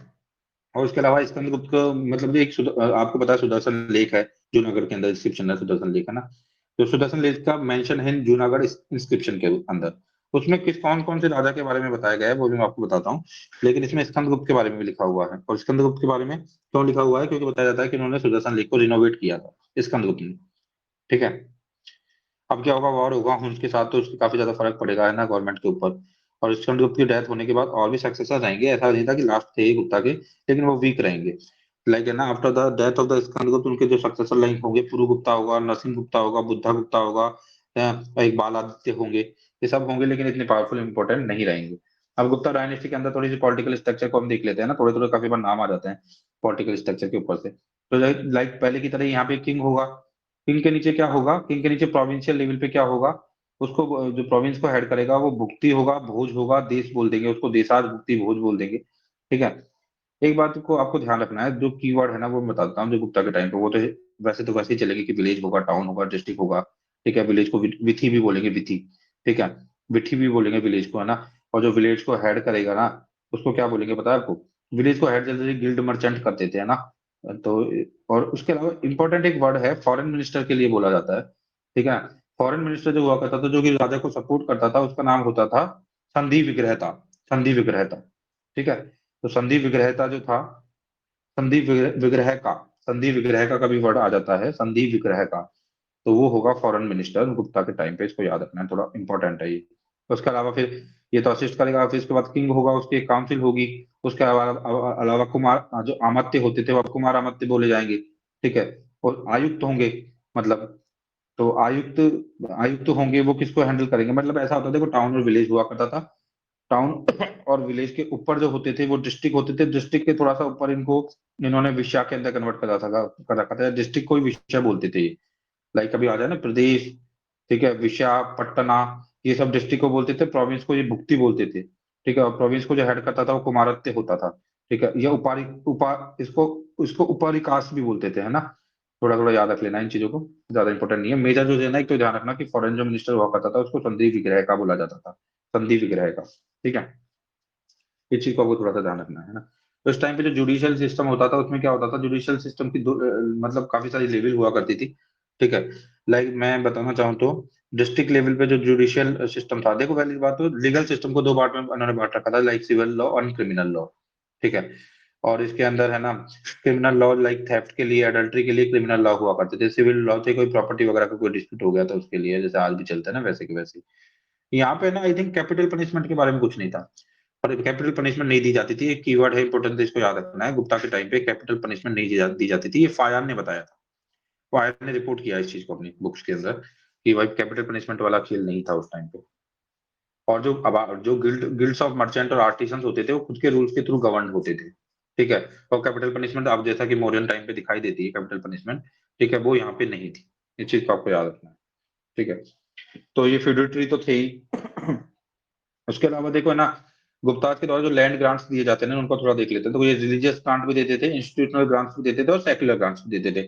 तो सेक्युलर ग्रांट्स को आप जानते हो क्या होता है? सेक्युलर ग्रांट्स मतलब ऐसे ग्रांट्स जो कि किसी रिलीजन के लिए नहीं होते हैं, ठीक है। तो ये ग्रांट्स कौन से होंगे? जैसे कि ये गिल्ड्स वालों को दे देंगे, क्राफ्ट गिल्ड को दे देंगे, मिलिट्री कमांडर को दे देंगे रेयर ओकेशन के ऊपर। तो इस तरह के ग्रांट जो किसी रिलीजन से लिंक नहीं है उन्हें सेक्युलर बोलेंगे, सेक्युलर ग्रांट्स बोलेंगे ऐसे ग्रांट्स को ना। ऐसे ग्रांट्स जो कि रिलीजियस प्रमोशन के लिए नहीं है, वो आपके सेक्युलर, रिलीजन के लिए जो नहीं होंगे वो सेक्युलर ग्रांट्स होंगे। कुछ इंस्टीट्यूशनल ग्रांट्स भी ये देते थे, ठीक है। तो इंस्टीट्यूशनल ग्रांट्स किसके लिए देते थे? लाइक टेम्पल के लिए देते थे, मोनास्ट्रीज के लिए देते थे, ठीक है। तो इनको क्या बोलते थे, इनको देवग्रह और देवदान बोला जाता था। लेकिन ध्यान रखना, कंफ्यूज नहीं हो जाना है आपको, बहुत इंपॉर्टेंट है ये, कंफ्यूज नहीं होना है आपको, क्योंकि देवग्रह और देवदान से लगेगा ऐसे कि भगवान के लिए दे रहे हैं, हालांकि देवी भगवान के लिए रहे हैं, लेकिन ये इंस्टीट्यूशनल ग्रांट्स है, लाइक टेम्पल को बनाने के लिए और मोनेस्ट्रीज के लिए। तो इनको देवाग्रह देवदान बोलते थे। और कुछ रिलीजियस ग्रांट्स भी हुआ करते थे इनके, और रिलीजियस ग्रांट तो जनरली ब्राह्मण को देंगे, तो वो ब्रह्मदेया हुआ करता था, तो जो ब्राह्मण को दे दिए वो ब्रह्मदेया हो गया। जो टेम्पल या मोनेस्ट्री बनवाने के लिए इंस्टीट्यूशनल ग्रांट्स दे दिए वो देवाग्रह हो गया। उसके अलावा सेक्युलर ग्रांट्स भी दिया करते थे। तो इस तरह से इनके ग्रांट्स वाला सिस्टम था जिसमें ये लोग दिया करते थे। और जो आपका देखो इनके टाइम पे जो सिस्टम था ना आपका, कौन सा कास्ट सिस्टम जो था वो था, है ना। और कास्ट सिस्टम काफी प्रेवलेंट था। और उस टाइम पे 4 कास्टें तो हुआ ही करती थी, ब्राह्मण, क्षत्रिय, वैश्य, शूद्र। लेकिन शूद्रों की कंडीशन और मोबिलिटी बिटवीन देम और ऑक्यूपेशनल को शिफ्ट करना काफी हद तक पॉसिबल था इस टाइम पे। मतलब एक वैश्य वो काम कर सकता था जो कि क्षत्रिय करता है, मतलब आपस में चीजें, क्योंकि खुद भी वैश्य थे ना, तो ये तो क्षत्रिय वाला काम कर रहे थे, ये तो ऐसे राजा बने हुए थे। तो इसमें जो मोबिलिटी जो थी ना कास्ट सिस्टम के अंदर, वो काफी यहाँ पे लूज थी, कर सकते थे एक काम को दूसरे काम लोग, ठीक है। लेकिन एक फिफ्थ सेक्शन यहाँ पे निकल के आया था, जो चंडाल्स हुआ करते थे, और चंडाल्स को बड़ा ही अनटचेबल लिया जाता था, उनका सिस्टम बहुत ही, उनकी कंडीशन बहुत ज्यादा खराब थी, ठीक है। तो इस तरह से कास्ट सिस्टम तो प्रिविलेंट था, लेकिन mobility in the caste system possible थी। चंडेलाज एक अलग से बिल्कुल कास्ट उन्होंने निकाल दी थी, शूद्र से भी वो नीचे हुआ करते थे। और चंडेलाज को तो बोला जाता था, वो गांव में भी जब निकल एंट्री करते थे तो उनको पहले मतलब ढोल नगाड़े बजा के बताना पड़ता था कि हम आ रहे हैं, ठीक है। और यदि कोई अनटचेबल को टच कर लेता था तो फिर उसको बाथिंग वगैरह करनी होती थी। तो ये सब चीजें फायान ने मेंशन भी किए, तो काफी सिस्टम था कास्ट सिस्टम। लेकिन mobility on the behalf of occupation जो था ना, वो काफी हद तक फीजिबल और पॉसिबल था, ठीक है ना। इस चीज को आपको ध्यान रखना है। एक वर्ड होता है एक्लचरेशन। एक्लचरेशन मतलब होता है कि, मतलब एक्लचरेशन मतलब इस टाइम पे बहुत अकल्चरेशन हुआ है। एक्लचरेशन मतलब जितने भी फॉरेनर्स थे, लाइक शक थे, यवनाथ थे, कुशाण थे, इन सबका आपके कल्चर के अंदर, आपके कल्चर के अंदर समा जाना, इसे एक्लचरेशन बोलते हैं। तो फॉरेन ग्रुप्स का भी कल्चरेशन हुआ है, और भी मतलब नॉर्थ साउथ की कल्चर्स का भी एक्लचरेशन हुआ होगा। तो ये सब एक्लचरेशन भी थे, ठीक है। थोड़ा स्टेटस ऑफ वुमेन को हम देखना चाहे ना गुप्ताज के टाइम पे, तो देखो position of the woman become miserable, काफी मिजरेबल पोजीशन हो चुकी थी किसकी, वुमेन्स की। तो इनका प्रोहिबिट कर दिया। तो अब जब काफी बार बात आती है कि गोल्डन एज था गुप्ता पीरियड, अब आप बोलोगे कि स्लेवरी भी थी उस टाइम पे, तो आप बोलोगे कि कास्ट सिस्टम भी प्रोमिनेंट था उस टाइम पे, तो आप बोल सकते हो कि उस टाइम पे तो वुमेन का स्टेटस भी बहुत अच्छा नहीं था, फिर भी आप क्यों गोल्डन एज बोलते हो। काफी लोग इसको क्रिटिसाइज भी करते हैं on behalf of this. Golden age केवल कल्चरल बिहाफ पे बोला जाता है जनरली, ठीक है। ऐसा नहीं था कि और कोई रीजन है। कल्चरल काफी फ्लरिशमेंट हुआ था, कल्चर काफी प्रॉस्पेरेट हुई थी, और बताया जाता है कि हिंदुज्म जो है अपना बिल्कुल अपर हैंड पे था। कब? गुप्ताज के टाइम पे, जब हिंदुइज्म अपने अपर हैंड पे था, तो इस वजह से गोल्डन एरा ऑफ हिंदुइज्म हम इसको बोल देते हैं। इसे ही भारत का गोल्डन एरा भी बोल देते हैं इस वजह से, क्योंकि कल्चरल एडवांसमेंट बहुत थे, और ब्राह्मणिज्म को पैट्रोनेज काफी हद तक दिया गया। और ब्राह्मणिज्म को पैट्रोनेज देने के पीछे का जो रीजन था गुप्ताज का, वो ऐसा इसलिए भी था क्योंकि गुप्ताज वैश्य थे, और ब्राह्मण उनको एज ए क्षत्रिय ट्रीट करते थे। तो अपनी लेजिटिमेसी को लगातार कंटिन्यूअसली बनाए रखने के लिए वो ब्राह्मण को काफी पैट्रोनेज देते थे, ताकि कि उनकी भी लेजिटिमेसी बनी रहे और तारा पूरा फ्लरिशमेंट चलता रहे। अब हम देखते हैं कि स्टेटस ऑफ वुमेन क्या था। तो मिजरेबल सिचुएशन थी गुप्ताज के टाइम पे वुमेन्स की, बहुत ज्यादा अच्छी सिचुएशन नहीं थी। और पुराण पढ़ना, टेक्स्ट पढ़ना, रिलीजियस बुक पढ़ना, ये सब इनको अलाउ नहीं था। सती प्रथा बीच प्रचलित थी, ये ध्यान रखना है आपको, है ना। और ये सब कुछ लिखा हुआ है ना।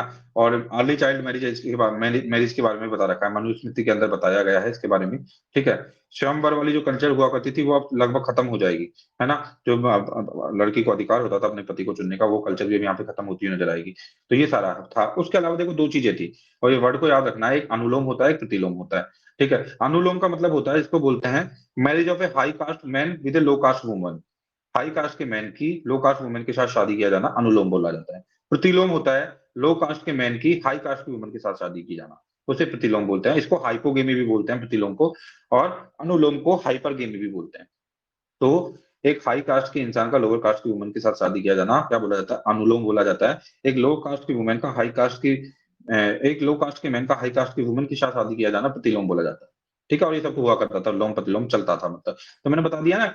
हालांकि इतनी रिजिड जो कास्ट सिस्टम इतना रिजिड नहीं था, मतलब कि ऑक्यूपेशनल बिहाफ पे यू कैन शिफ्ट, मतलब लाइक है ना, बोल सकते हैं कि शुद्राज भी इस टाइम पे एग्रीकल्चर वगैरह करने लगे थे, है ना। लेकिन एक अलग ही सेक्शन इन लोगों ने बना दिया था चंडाल्स का, और चंडाल्स को बिल्कुल अनटचेबल बना दिया था। गांव के अंदर चंडाल्स को एंट्री भी करनी होती थी, तो उनको पहले ही मतलब कि बजा बजा के क्लैपर्स को और ये क्रिएट करना होता था कि हम आ रहे हैं। बहुत ही पैथेटिक सिचुएशन थी उस टाइम पे, बताते हैं चंडेलाज की। और अनटचेबिलिटी के बाद मतलब कि बात वगैरह करना, ये सब चीजें थी, मतलब बात नहीं करनी पड़ेगी आपको, आप टच हो जाओगे तो, लाइक अनटचेबल से टच होते होते वगैरह वगैरह, फालतू की बहुत सारी चीजें थी जो प्रोमिनेंस में आ गई थी, तो चंडीराज का बहुत ज्यादा सप्रेशन हो रहा था।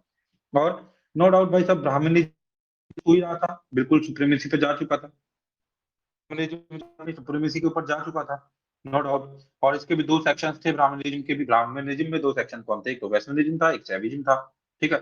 और यहाँ पे ब्राह्मणिज्म के भी शैविज्म और वैष्णविज्म दो सेक्शन थे। और जो गुप्ता पीरियड ने, गुप्ता ने जो एक्चुअली में जिस चीज को अपर हैंड पे रखा है वो है वैष्णविस्ट ज्यादा थे गुप्ता, वैष्णविज्म को ज्यादा फॉलो किया है गुप्ता ने, ठीक है। और पुराण वगैरह भी इस टाइम पे लिखी गई है, ठीक है। और इन्होंने बुद्धिज्म को क्या किया है, तो बुद्धिज्म उस टाइम पे जनरली नदर इंडिया में कश्मीर अफगानिस्तान और स्वैट वैली के आसपास ही प्रोमिनेंस में था, और जैनिज्म जो था उसको ज्यादा पॉपुलरिटी इनके टाइम पे मिली नहीं थी, ठीक है। बड़ी मर्चेंट क्लास, मर्चेंट कम्युनिटी के आसपास तक ही सीमित रह गया था जैनिज्म। हालांकि उस टाइम पे एक जैन काउंसिल हुई थी वल्लभी के अंदर, ठीक है। और इसमें एक जैन कैनन लिखा गया था, श्वेतांबर उन्होंने लिखा था वो, श्वेतांबर आज रिटर्न मतलब जैन कैनन था, मतलब ज्यादा इनका और किसी का ज्यादा फ्लरिशमेंट नहीं हुआ है। जो क्रिश्चियनिटी की हम बात करते हैं तो क्रिश्चियनिटी जो है मालाबार कोस्ट के आसपास थोड़ी बहुत फ्लरिश हुई है उस टाइम पे, बट ज्यादा इसका एक्सटेंट भी नहीं था। तो this is all about like modern empire के अंदर किस तरीके की वुमेन की सिचुएशन थी, किस तरीके की उस टाइम पे एक्चुअली में क्या था, कास्ट सिस्टम वगैरह प्रेवलेंट था, और किस टाइप का उस टाइम पे मतलब कि कौन मतलब जुडिशियल सिस्टम, सब चीजों की बात कर ली। अब फाइनली हम इकोनॉमी की भी बात करते हैं कि उस टाइम पे इकोनॉमी कैसी थी।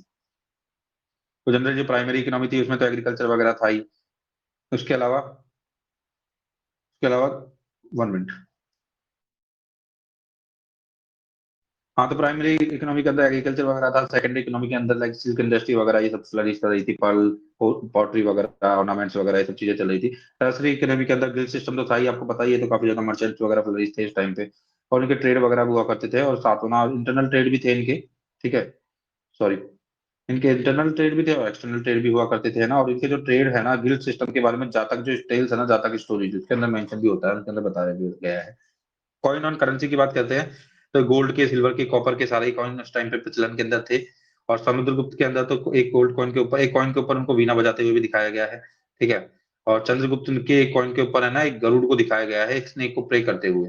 तो कभी पूछ लिया जाए कि भाई एक कॉइन है उसके ऊपर है ना गरुड़ा जो है प्रे मतलब शिकार कर रहा है स्नेक का, वो कहाँ पे किस काम पे टाइम पे मिला है वो, तो वो गुप्ता वाला कॉइन है, ठीक है। तो ये सब चीज था उनका। ट्रेड जो होता था एक्सटर्नल ट्रेड इनका उस टाइम पे है ना, जो बेंजन एम्पायर था उससे था, इथोपिया से था, पर्सिया से था, अरबिया से था, श्रीलंका से था, चाइना से था, ये सब इनके ट्रेड हुआ करते थे। इनके जो मेजर चीजें जो ये एक्सपोर्ट किया करते थे लाइक सिल्क का, पर्ल्स का, कॉटन का, सैंडलवुड का, ठीक है। इन सब चीजों का ये हिमालयन सैंड्स का, लेदर गुड्स का, फर का, इन सब का इनका एक्सपोर्ट करते थे आई थिंक। और थोड़ा बहुत इम्पोर्ट जो करते थे वो लोग ये करते होंगे, चाइनीज सिल्क को, हॉर्स को, इथोपियन आइवरी वगैरह को, गोल्ड वगैरह को, इन सबको। बली काफी इस टाइम पे मैंने बताया था ना, बली और बाघ होता है, जो बाघ और बली होता है, तो मैं कल जैसे बताया था कि बलि जो होता था ना वो कंपलसरी नहीं होता था मॉडर्न टाइम के अंदर, वॉलंटरी हुआ करता था, लेकिन वो गुप्ता के टाइम पे कंपलसरी हो गया था। भाग जो था वो 1/6 शेयर हुआ करता था, ठीक है। वो रॉयल शेयर हुआ तो होता था प्रोड्यूस के अंदर कि भाई रॉयल शेयर उसको देना ही है। और इसके अलावा भोगा भी एक टैक्स होता था, है ना। जो भोगा होता था, जो टैक्स होता था, वो किस चीज के अंदर होता था, लाइक गिफ्ट के तौर पे, फ्लावर्स के तौर मतलब गिफ्ट के तौर पे, वुड्स के तौर पे, फ्रूट्स के तौर पे जो होता था वो भोगा होता था। और हिरण्य होता था जो टैक्स होता था इन गोल्ड, ओके। तो ये सब कुछ होता था। और फाइनल में इसका स्कंदगुप्त के टाइम पे हुन्स जो है उनका इन्वेजन हुआ था, ये आपको ध्यान रखना है।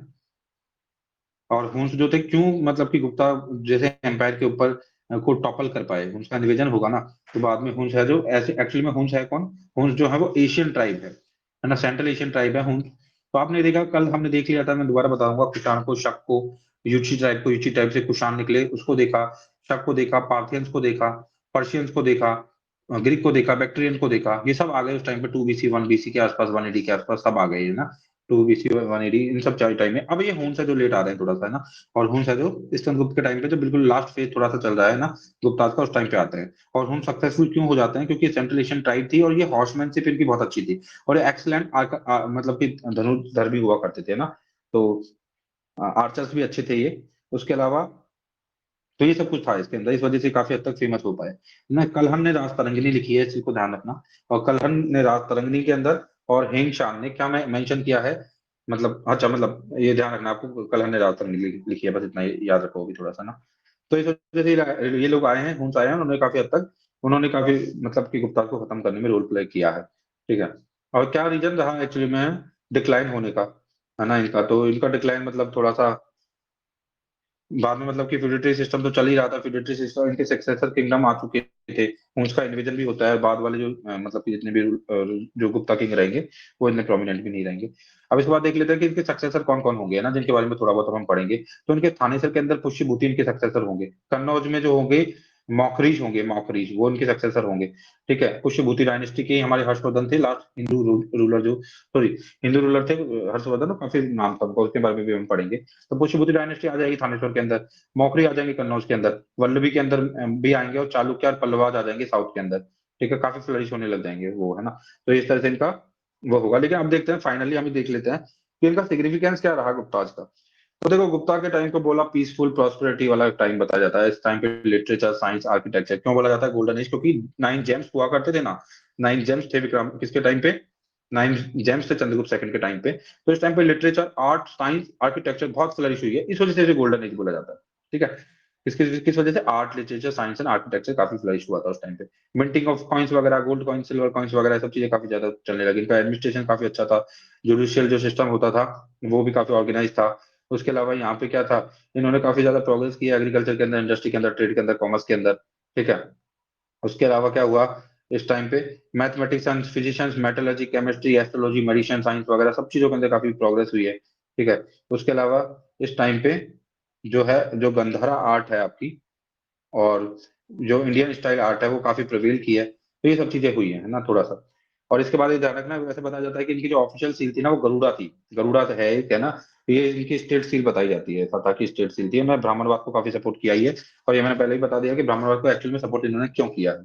जूनागढ़ का जो इंस्क्रिप्शन है, जिसके बारे में मैं बार बार बता रहा हूँ, जूनागढ़ इंस्क्रिप्शन, जूनागढ़ इंस्क्रिप्शन। तो जो जूनागढ़ का इंस्क्रिप्शन है ना, उसमें जिसमें कि सुदर्शन लेक के बारे में मेंशन किया हुआ है। तो इसमें ना बताते हैं 4 राजा थे जिन्होंने सुदर्शन लेक को एक तरीके से रिपेयर किया है। 4 लोगों का नाम मेंशन होता है जूनागढ़ इंस्क्रिप्शन के अंदर। सबसे पहले तो ध्यान रखना कि लेक को बनाया किसने, चंद्रगुप्त मौर्य ने सुदर्शन लेक का क्रिएशन किया है। और अशोक जो है उन्होंने रिपेयर करवाया होगा, जो कि मौर्यन रूलर ही थे, मौर्यन डायनेस्टी से ही थे। उसके बाद शक डायनेस्टी से रुद्रदमन थे, उनका भी नाम लिखा हुआ है जूनागढ़ इंस्क्रिप्शन में। और फाइनली स्कंदगुप्त का नाम लिखा होता है। तो इस तरीके से आपकी गुप्ता डायनेस्टी खत्म होती है। और गुप्ता जो काफी एक गोल्डन एज ऑफ बोला जाता है, क्यों बोला जाता है वो पूरा बता दिया है। इसके हर तरीके के स्ट्रक्चर को, पॉलिटिकल, सोशल, सब चीजों को हमने देख लिया है। फाइनली हम यहाँ से आगे मूव ऑन करते हुए, इनके जब फ्यूडेटरी, इनके जो, इनको जिन्होंने हराया और इनके जो सक्सेसर रहेंगे एक्चुअली में, उनकी बात करेंगे। लाइक सबसे पहले पुष्यभूति आएंगे, और पुष्यभूति में ही जो लास्ट किंग होंगे वो हर्षवर्धन होंगे।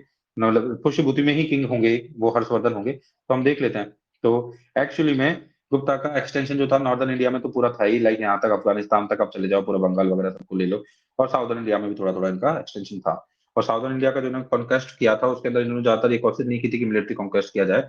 इन्होंने जो कॉन्क्वेस्ट किया था वो जनरली थोड़ा सा अलायंस वाला उन लोगों को सुजनिटी के अंदर लाके ऐसे ही कर लिया था, ज्यादा बिना ज्यादा बैटल लड़े हुए।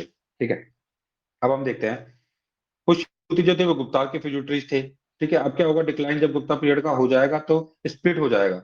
इसके अंदर नॉर्दर्न इंडिया में बहुत सारे किंगडम के अंदर गुप्ता मतलब टूट जाएगा। वो मैंने बता भी दिया आपको कौन कौन से किंगडम थे। अब हम पुष्यभूति डायनेस्टी को पढ़ेंगे। ठीक है, अब पुष्यभूति डायनेस्टी की कैपिटल कहाँ होगी, थानेसर के आसपास होगी। ठीक है, अब इस डायनेस्टी को स्टार्ट करते हैं, पुष्यभूति को पढ़ना। इनके एविडेंस क्या क्या है, पहली बात तो आर्कियोलॉजिकल एविडेंस। तो फिर मैं बता रहा हूँ कि कॉइन्स, मॉन्यूमेंट्स, जो आपके मॉन्यूमेंट्स होते हैं, आर्टिफैक्ट्स जो होते हैं, इंस्क्रिप्शंस होते हैं, ये सब यहाँ से मिल जाते हैं। जो इंस्क्रिप्शन और एडिक्ट हैं जिनसे हमें पुष्यभूति डायनेस्टी के बारे में सुनने को मिलता है, कौन कौन से इंस्क्रिप्शन है बताते हैं। एक तो मधुबेन इंस्क्रिप्शन है, एक सोनपत इंस्क्रिप्शन है, एक बाण शेखरा इंस्क्रिप्शन है। इसके थ्रू हमें कुछ कुछ नॉलेज मिलती है। उसके अलावा जो लिटरेरी शॉर्ट्स होते हैं उसमें रिलीजियस और सेकुलर होते हैं। लिटरेरी शॉर्ट जिसमें रिलीजियस में बुद्धिस्ट स्क्रिप्चर है, वहां से हमें थोड़ा बहुत इनके बारे में पता चलता है। ट्रैवल ब्लॉग जो सेक्युलर शॉर्ट्स हैं उसमें ट्रैवल मेमोरीज हैं। वो ट्रैवल मेमोरीज किसकी है, हिंग शान की है। तो हिंग शान की क्या है, सीयू की। सीयू की का मतलब क्या होता है, western record of western countries.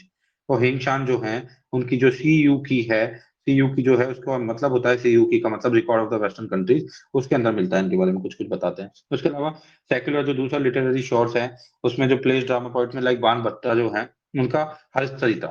और हर्षवर्धन खुद ने लिखा था। हर्षवर्धन खुद काफी अच्छे पोइट वगैरह थे, काफी अच्छे मतलब लिखने में काफी ठीक थे, जो कि पुष्यभूति डायनेस्टी के किंग है हर्षवर्धन। उन्होंने लिखा है प्रियदर्शिका।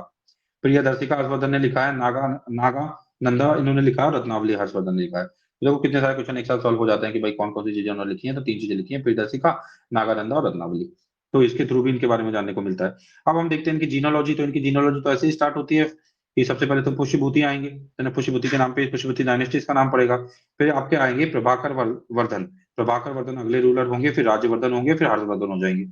और आई थिंक अगेन जो है, मुझे ऐसा लगता है कि प्रभाकर वर्धन के बड़े भाई जो होंगे ना, वो बड़े जो बेटे होंगे वही राजवर्धन होंगे, और उनके छोटे भाई हर्षवर्धन होंगे।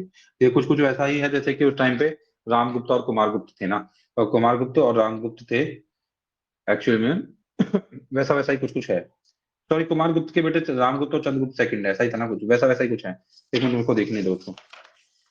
कोई बताना चाहेगा इसको कि एक्चुअली में जो है रामगुप्त और चंद्रगुप्त सेकंड, ठीक है, तो ये होंगे कुमारगुप्त उनके भाई थे। ओके, इन्होंने अपने मतलब कि वो वाला केस क्या था, किसी को पता है? मैंने जो पढ़ाया था वो तो मेरे दिमाग से निकल गया है अभी, कि फाइनली अपनी भाभी से जिन्होंने शादी की थी वो कौन थे? वो चंद्रगुप्त सेकंड थे ना? ओके, चंद्रगुप्त सेकंड ही थे ना वो, और रामगुप्त जो थे, चलो देख लेना उसको, आप उसको रिपीट कर लेना, मैंने पूरा बोला हुआ था, ठीक है। अब हम यहाँ पे आ जाते हैं फाइनली इसके ऊपर, पुष्यभूति डायनेस्टी के ऊपर। तो पुष्यभूति कौन है? सबसे पहले तो देखो, तो फाउंडर है पुष्यभूति तो, ठीक है। उन्होंने जो टर्मोइल हो रहा था ह्यूम्स के इन्वेजन के टाइम की वजह से, जो टर्मोइल हुआ था, ठीक है, उससे उन लोगों ने क्या किया है, पुष्यभूति ने उस टर्मोइल को फायदा उठाते हुए उन लोगों ने उस टाइम पे थोड़ा रिवोल्ट करते हुए और इन्होंने अपना सिस्टम बना दिया है। और जो प्रभाकर वर्धन है वो एक्चुअली में मतलब कि सक्सेसर ही होंगे। इन्होंने अपने आप को महाराज अधिराज की उपाधि दी है इन्होंने भी। और इन्होंने जो प्रभाकर वर्धन है ना, इन्होंने अपने आप को परम भट्टकार का भी बोला है, परम भट्टकार का। कोई बोले कि परम भट्टकार का की संज्ञा किसने अपने आप को, टाइटल किसने दिया अपने आप को? तो महाराज अधिराज तो पहले भी और लोगों ने भी दे दिया है, लेकिन परम भट्टकार का जो है प्रभाकर वर्धन, जो पुष्यभूति डायनेस्टी के रूलर है, उन्होंने ही दिया है, जो कि पुष्यभूति डायनेस्टी के सेकंड रूलर आई थिंक। फिर उसके बाद राजवर्धन आते हैं, ये एल्डर सन होते हैं प्रभाकर वर्धन के, और हर्षवर्धन के भाई होते हैं ये। और फिर फाइनली हर्षवर्धन आता है, जो कि सबसे बताया जाता है कि ये मतलब कि काफी बड़े रूलर थे डायनेस्टी के, और हिंदू किंग थे ये ना, लास्ट ग्रेट हिंदू किंग हुआ है वो थे ये, मतलब एक्चुअली में Harshvardhan last great Hindu king, इस चीज को ध्यान रखना है। हर्षवर्धन कैसे आए पावर के अंदर? तो जैसे प्रभाकर वर्धन की जैसे ही डेथ होती है, तो उनके जो बड़े भाई बेटे हैं राजवर्धन, वो आते हैं सबसे पहले थ्रोन के ऊपर, ठीक है। हाँ, अभी इनकी स्टोरी भी, इनकी भी काफी अच्छी स्टोरी है, वहां पे भी स्टोरी बनी थी, यहाँ पे भी स्टोरी बनेगी, है ना। लेकिन उस स्टोरी के अंदर कायर थे एक्चुअली में कौन? जो उनके भाई थे वो लेकिन यहाँ पे इस स्टोरी के अंदर वो कायर नहीं होंगे एक्चुअली में। जो प्रभाकर वर्धन के बेटे हैं राजवर्धन, उनकी एक सिस्टर होगी राजश्री, राजश्री की शादी कर दी जाएगी जो आपकी मौखारी ट्राइब, मौखारी जो रूलर थे ना, उनसे। और मौखारी के रूलर थे, उनका नाम था ग्रहावर्मन। ग्रहावर्मन, मौखारी कहाँ है? मौखारी कन्नौज के आसपास है, ध्यान रखना। तो जैसे मैं बताया ना कि गुप्ता पीरियड जब टूटेगा बाद में, तो पुष्यभूति में टूट जाएगा, मौखारी में टूट जाएगा, ऐसे काफी पार्ट्स में टूटेगा। उसमें से मौखारी होंगे, तो मौखारी के साथ जो है प्रभाकर वर्धन के बड़े बेटे जो राजवर्धन है, वो अपनी बहन की शादी जो है वो किसे कर देंगे? मौखरी जो है ट्राइब हुआ करती थी, मौखरी रूलर हुआ करते थे कहाँ के? कन्नौज के, उनसे। उनका नाम था ग्रहावर्मन। लेकिन क्या होगा एक्चुअली में, ग्रहावर्मन को मार दिया जाएगा, किसके द्वारा? मालवा के एक king थे देवगुप्ता, है ना, जो कि गुप्ता के रिमिनेंट थे, देवगुप्ता। तो देवागुप्ता जो है, देवगुप्ता जो है वो मार देंगे किसके साथ मिलके? शशांक के साथ मिलके। शशांक कौन है? बंगाल के रूलर है। तो शशांक के साथ मिलके देवगुप्ता, जो कि मालवा के रूलर है, जो कि गुप्ता के ही वंशज है, वो मार देंगे किसको? ग्रहावर्मन को। तो ग्रहावर्मन को जो मार देंगे, तो अब एक्चुअली में जो सिस्टर है राजश्री, किसकी है सिस्टर? वो राजवर्धन की। तो राजवर्धन की जो सिस्टर है वो एक्चुअली में अब राजवर्धन उसका बदला लेने के लिए जाएंगे, तब वो लौट रहे होंगे, तो ये लोग धोखे से शशांक के द्वारा राजवर्धन को भी मार दिया जाता है। तो जो हर्ष के भाई है राजवर्धन, उनको मार दिया जाएगा। अब हर्ष आ जाएंगे थ्रोन के ऊपर, और अब वो पूरा बदला लेने जाएंगे। तो पहले तो अपने उस सिस्टर को, उनकी सिस्टर भाग जाती है, मतलब भाग जाती है इन द सेंस अपने आप को बचाने के लिए जंगल की तरफ चली जाती है ना, उन सब लोगों से बचाने के लिए, जो भी सब पूरा सिस्टम चल रहा है, ये लोग जो वॉर चल रहे हैं, उन सबसे बचाने के लिए। तो फिर हर्षवर्धन पहले तो अपनी सिस्टर को सर्च करते हैं, फिर उनको वापस लेके आते हैं। फिर उसके बाद में वो बदला लेते हैं पूरा। और बदला लेते टाइम फिर क्या करते हैं वो, इन लोगों को मारते हैं, लाइक हर्ष ने फिर मतलब शशांक के किंगडम को अनेक्स कर लिया, और मतलब इन सब लोगों को फिर उन्होंने हरा दिया फाइनली, है ना। और क्योंकि जो उनके जो मतलब उनकी सिस्टर होती है, उनके जो बच्चे होते हैं वो माइनर होते हैं उस टाइम पे, कन्नौज के जो किंग होंगे आने वाले टाइम पे, ठीक है, जो मौखराज की मौखरीज जो है ट्राइब, उनके जो बाद में जाके किंग बन गए, तो फिर ये हर्षवर्धन जो होते हैं कन्नौज को भी अपने अंदर मर्ज कर लेते हैं काफी हद तक, ठीक है। तो इस तरीके की अशोक की कहानी रहती है 606 एडी तक ये रहता है। हर्षवर्धन एज ए कॉन्करर, कैसे वो काफी बड़े रूलर माने जाते हैं, फाइनली उन्होंने किस तरह से कॉन्कर किया आपको सिस्टम को देखते हैं। तो ये लोग भी मैट्रिमोनियल अलायंस की तो मतलब नहीं करेंगे, ठीक है, ये नहीं करेंगे, ओके। तो उन्होंने क्या किया, सबसे पहली बात तो ध्यान रखना कि चंद्रगुप्त उस टाइम पे ही थे कौन? पुलकेशिन सेकंड। तो चालुक्य किंग हुआ करते थे पुलकेशिन सेकंड, वो उस टाइम पे ही थे, और ये पता है हर्षवर्धन पूरी इंडिया के ऊपर, मतलब पूरे के पूरे सब कंटिनेंट जो हमारा है उसके ऊपर कैप्चर करना चाहते थे। तो वो अपना नर्मदा रिवर से नीचे भी अपने आप को लेके जाना चाहते थे, लेकिन उनके जो उसका जो एडवांसमेंट है उसको रोक दिया किसने, चालुक्य किंग पुलकेशिन सेकंड ने। तो वो नीचे नहीं जा पाए नर्मदा रिवर से। तो फाइनली काफी बार वो हारे, तो फिर उन्होंने डिसाइड किया कि अब मैं ऊपर ही रहूंगा, और उन्होंने अपने आप को एक टाइटल दे दिया किसका, उत्तरा उत्तरापथपति। उत्तरापथपति का इन्होंने अपने आप को टाइटल दे दिया, lord of the northern routes. और साउथ का टाइटल दे दिया गया, दक्षिण पथपति का टाइटल मिल गया फिर इसको पुलकेशिन सेकंड को। इस चीज को ध्यान रखना है आपको। और इन्होंने जो लास्ट अटैक किया था ना हर्ष ने, वो गंजम के अंदर किया था, गंजम कोस्ट के ऊपर। ठीक है, गंजम कोस्ट के ऊपर इन्होंने लास्ट अटैक किया था। और फिर उसके बाद इन्होंने ये सब चीज बंद कर दी थी। काफी हद तक इनको अशोक से भी कंपेयर किया जाता है, क्योंकि फिर इन्होंने क्या किया था बाद में, काफी हद तक अपना सेल्फ एक्चुअलाइजेशन कर लिया था, और काफी ज्यादा इमिटेशन ऑफ अशोक की तरह ये हो गए थे, इनकी लाइफ अशोक की जैसे हो गई थी, और ये धर्म वर्म अपनाने लगेंगे। तो देखो इनका कैसा रहा अशोक से, इसको कंपेयर करते हैं। तो एक अशोक के साथ हुआ कलिंगा के वार के बाद अशोका का एटीट्यूड चेंज हो गया, और उन्होंने दिग्विजय विजय से धम्म विजय की तरफ से शिफ्ट हो गए अशोक। इसके बाद कौन से वॉर के बाद, कलिंगा के वॉर के बाद। इसी तरह से जो हर्षवर्धन है, ठीक है, उन्होंने जब गंजम का वॉर लड़ा उसके बाद वो काफी हद तक मतलब कि बुद्धिस्ट टीचिंग से इंस्पायर्ड हो जाएंगे, और वो सब चीजें छोड़ेंगे ये भी। तो जैसा अशोक ने किया था उसी तरीके से ये ना स्लॉटर बैन करवा देंगे, लाइक किसी भी टाइप का स्लॉटर, एनिमल फ्लैश वगैरह सबको बैन करवा देंगे लोग, है ना। उसके अलावा बहुत सारी मॉनेस्ट्रीज वगैरह खुलवाएंगे, ये इंस्टीट्यूट वगैरह खुलवाएंगे, इस तरीके की चीजें करेंगे, है ना। उसके बाद हर्षवर्धन को बताया जाता है कि ये मैन ऑफ इंटेलेक्ट थे। क्यों बोला जाता है ये मैन ऑफ इंटेलेक्ट थे, क्योंकि इन्होंने बहुत सारी चीजें लिखी हैं, लाइक काफी अच्छे कैलीग्राफिस्ट भी थे ये, उसके अलावा ऑथर भी थे ये, और इन्होंने बहुत सारी आर्ट को पैट्रन भी किया है। उसके अलावा इनके जो खुद के 3 ड्रामा लिखे हैं इन्होंने, नागानंदा, रत्नावली और प्रियदर्शिका, तो मैंने आपको पहले भी बता दिया है। तो इस तरीके के इन्होंने खुद ने काफी सारे ड्रामाज लिखे हैं। नागानंदा के अंदर इन्होंने क्या मेंशन किया है, काफी बार ये भी आ जाता है।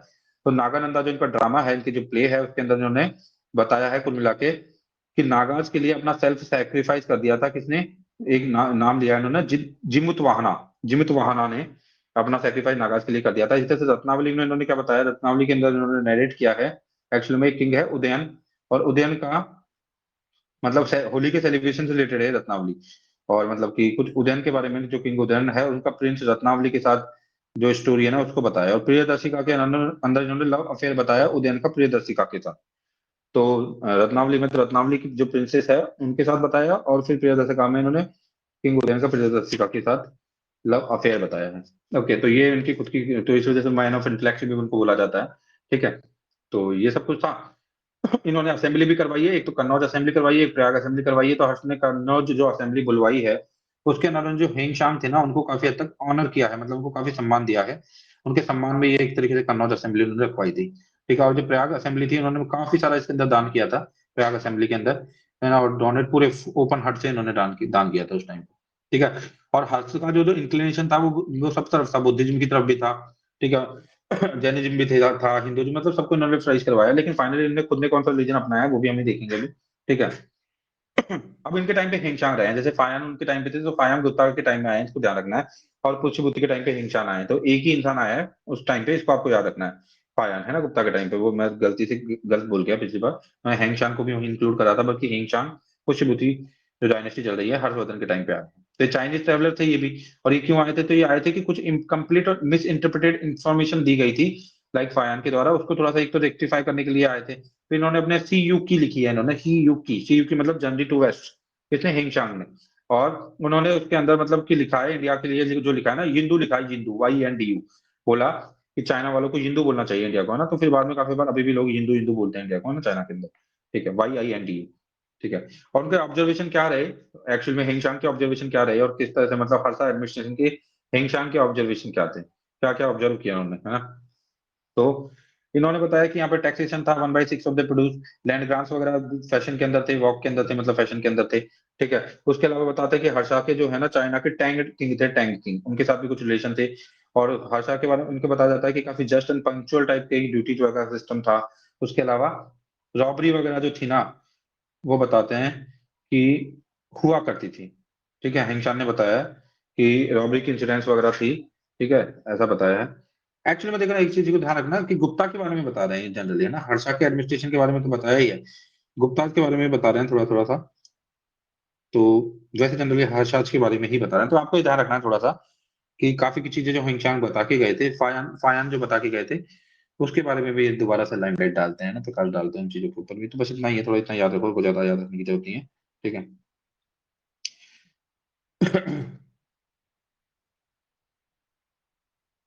अब हम इसके बाद देखते हैं एक्चुअली में कि हर्षवर्धन जब थे, थोड़ा सा अब इसकी सोशल लाइफ को देख लेते हैं ना, ज्यादा नहीं देखेंगे हम।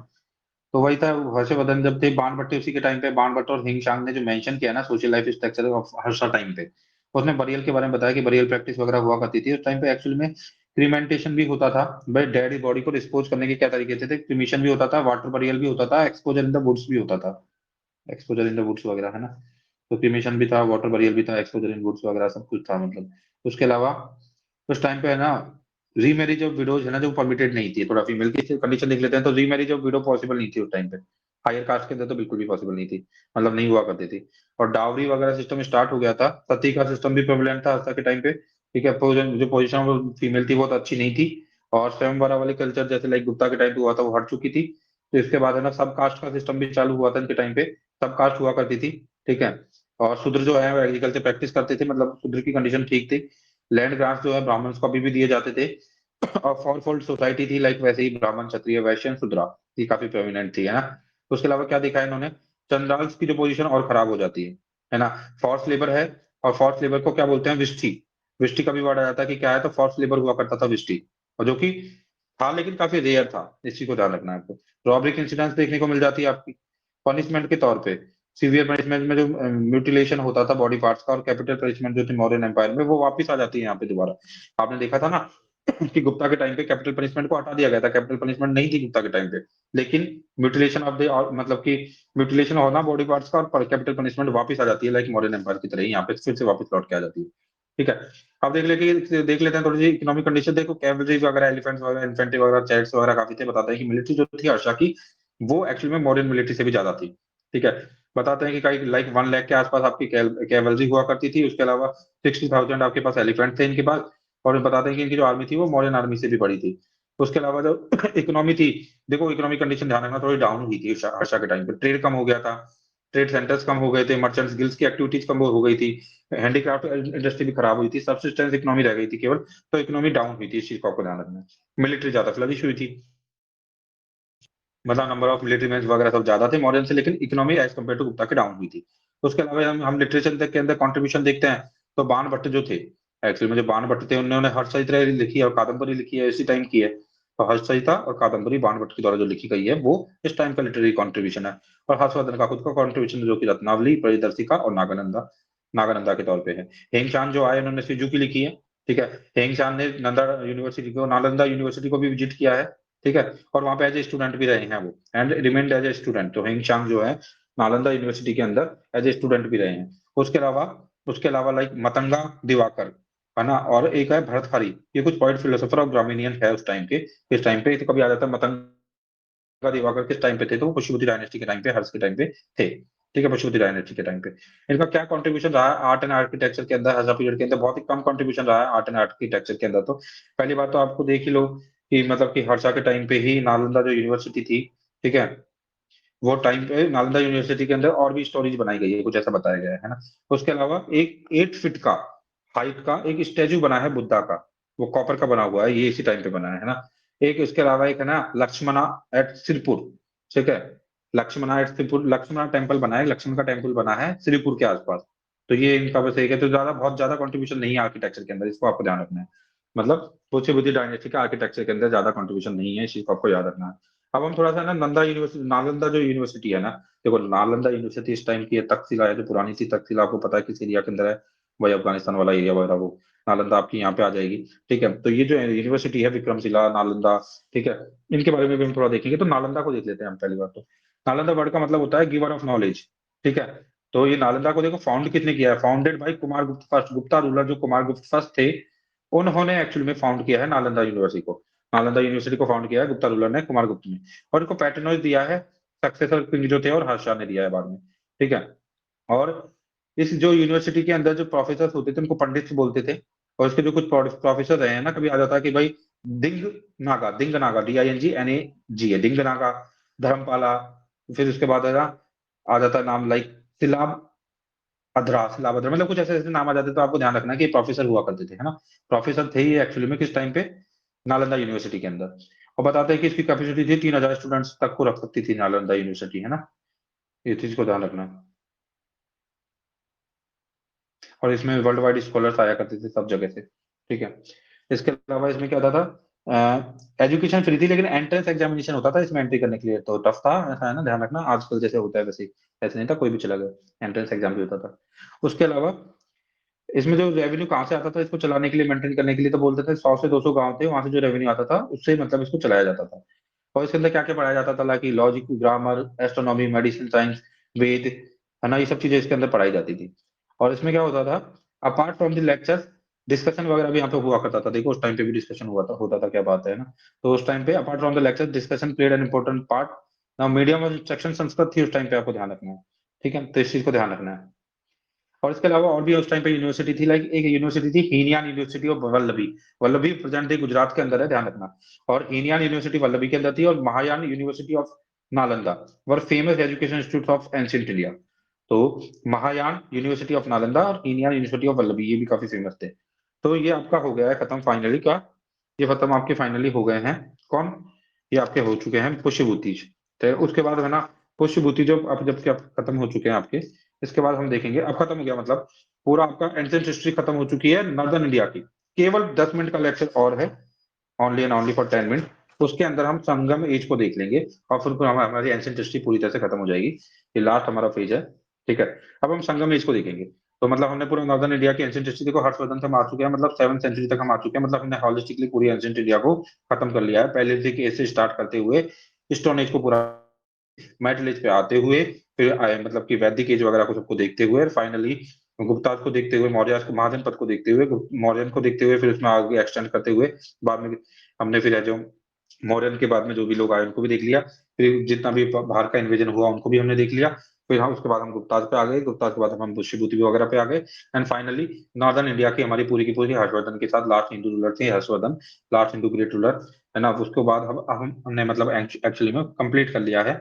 थोड़ा सा मतलब उसी टाइम पे पैरेलल में जो ये चल रहे होते हैं चेचूर पांड्या वगैरह और संगम एज वगैरह चल रही होती है, उसको 10 मिनट के अंदर मैं पूरा कंपाइल कर देता हूँ, तो हमारी एंशिएंट हिस्ट्री पूरी तरह से होलिस्टिकली खत्म हो जाएगी। तो संगम एज क्या थी, देखते हैं, है ना। संगम डायनेस्टी क्या थी, पहले संगम का मतलब क्या होता है, तो संगम का मतलब सिंपल सा वर्ड है, ये है ना, संस्कृत का वर्ड है संगम। संगम जो वर्ड का ओरिजिन है वो संस्कृत के वर्ड संगा से हुआ है आई थिंक, और इसका मतलब होता है groups of the person and association.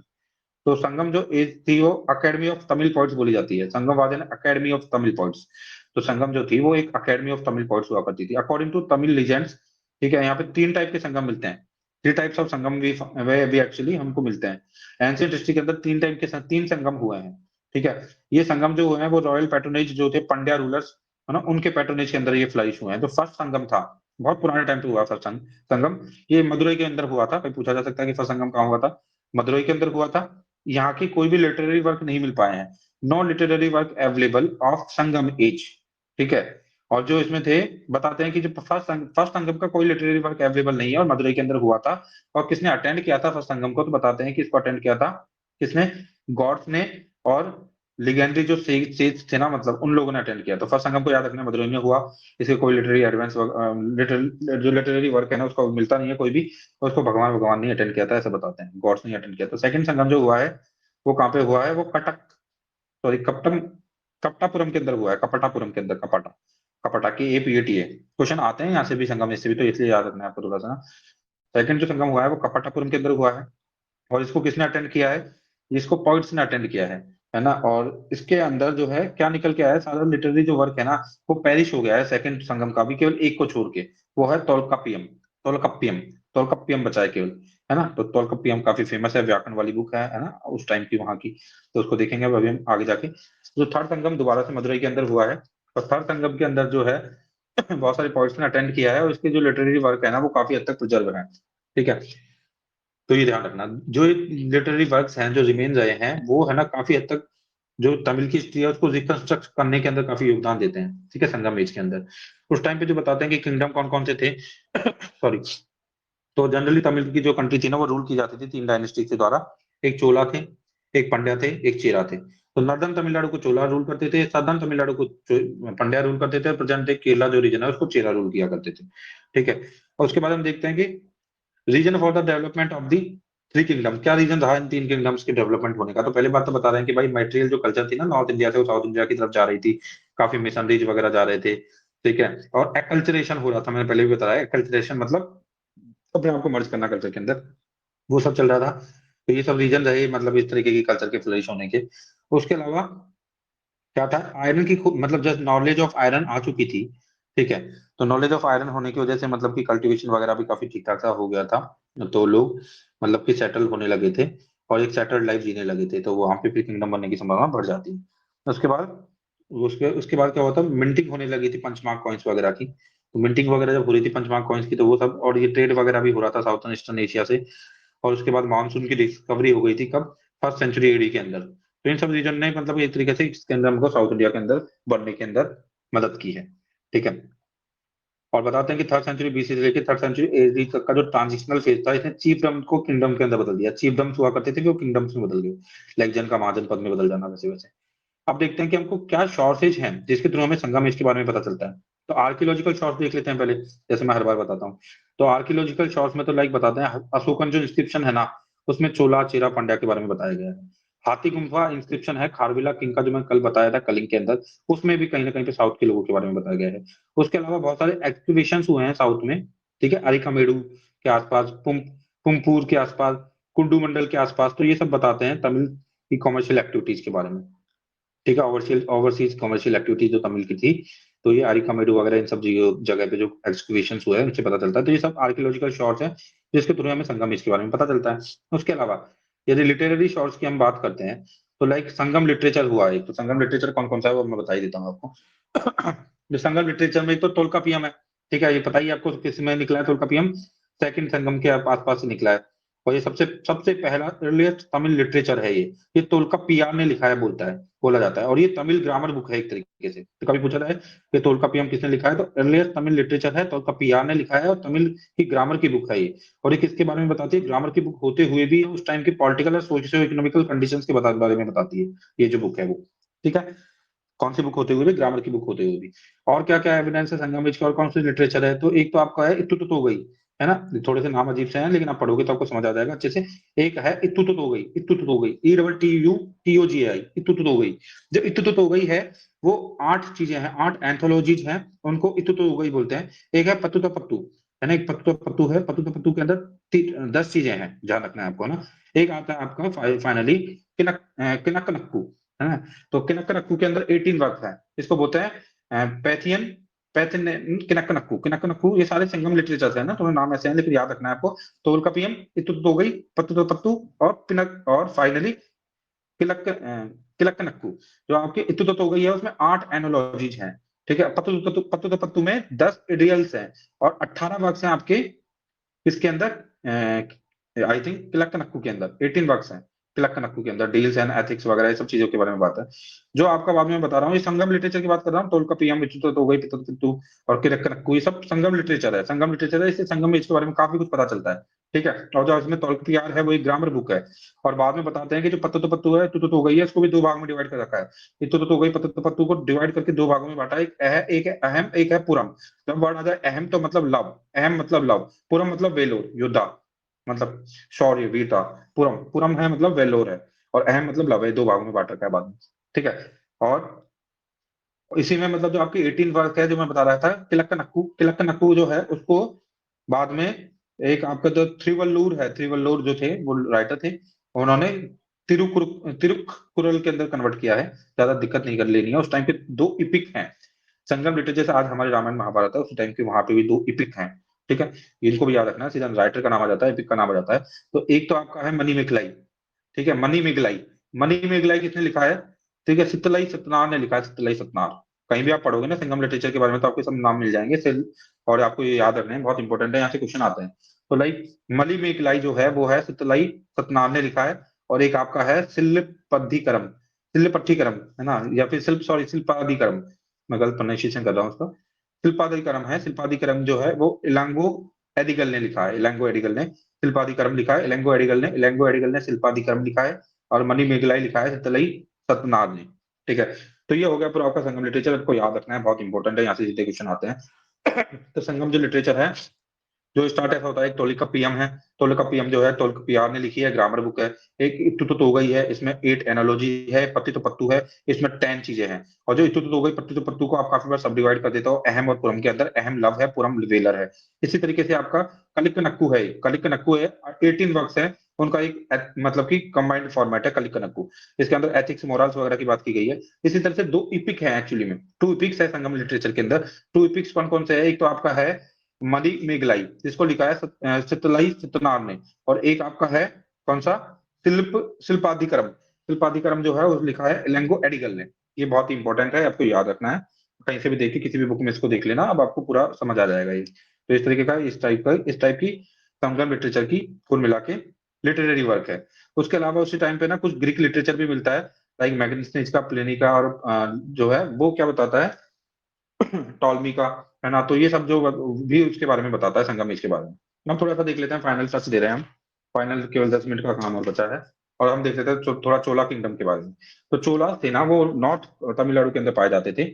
और इनके नीचे पंड्यास थे, और तो दूसरी तरफ जो थे वो चेराज थे। तो जो आपके चोलास थे, इनकी जो कैपिटल थी ना, जो चोराज की जो कैपिटल थी वो एक्चुअल में पहले तो उराईयूर के अंदर थी। उराईयूर, URAIYUR उराईयूर के अंदर इनकी कैपिटल थी। बाद में इन्हें पुहर के अंदर शिफ्ट कर दी थी अपनी कैपिटल को। और पुहर एक पोर्ट भी है, कभी आता था पुहर का एक पोर्ट भी है। और ये ट्रेड सेंटर ऑफ ट्रेड हुआ करता था। और कॉटन के लिए ट्रेड के लिए उनका पहला वाला कैपिटल मतलब उराईयूर जो था वो फेमस था। तो ये चोलास थे, ठीक है।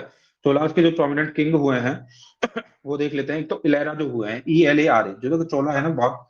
एक तो ये चोला है, फिर एक इम्पेलिस्टिक चोला आएंगे, जो मिडिवल हिस्ट्री के अंदर भी हम पढ़ेंगे इम्पेलिस्टिक चोलाज को, 7th 8th 9th सेंचुरी के आसपास।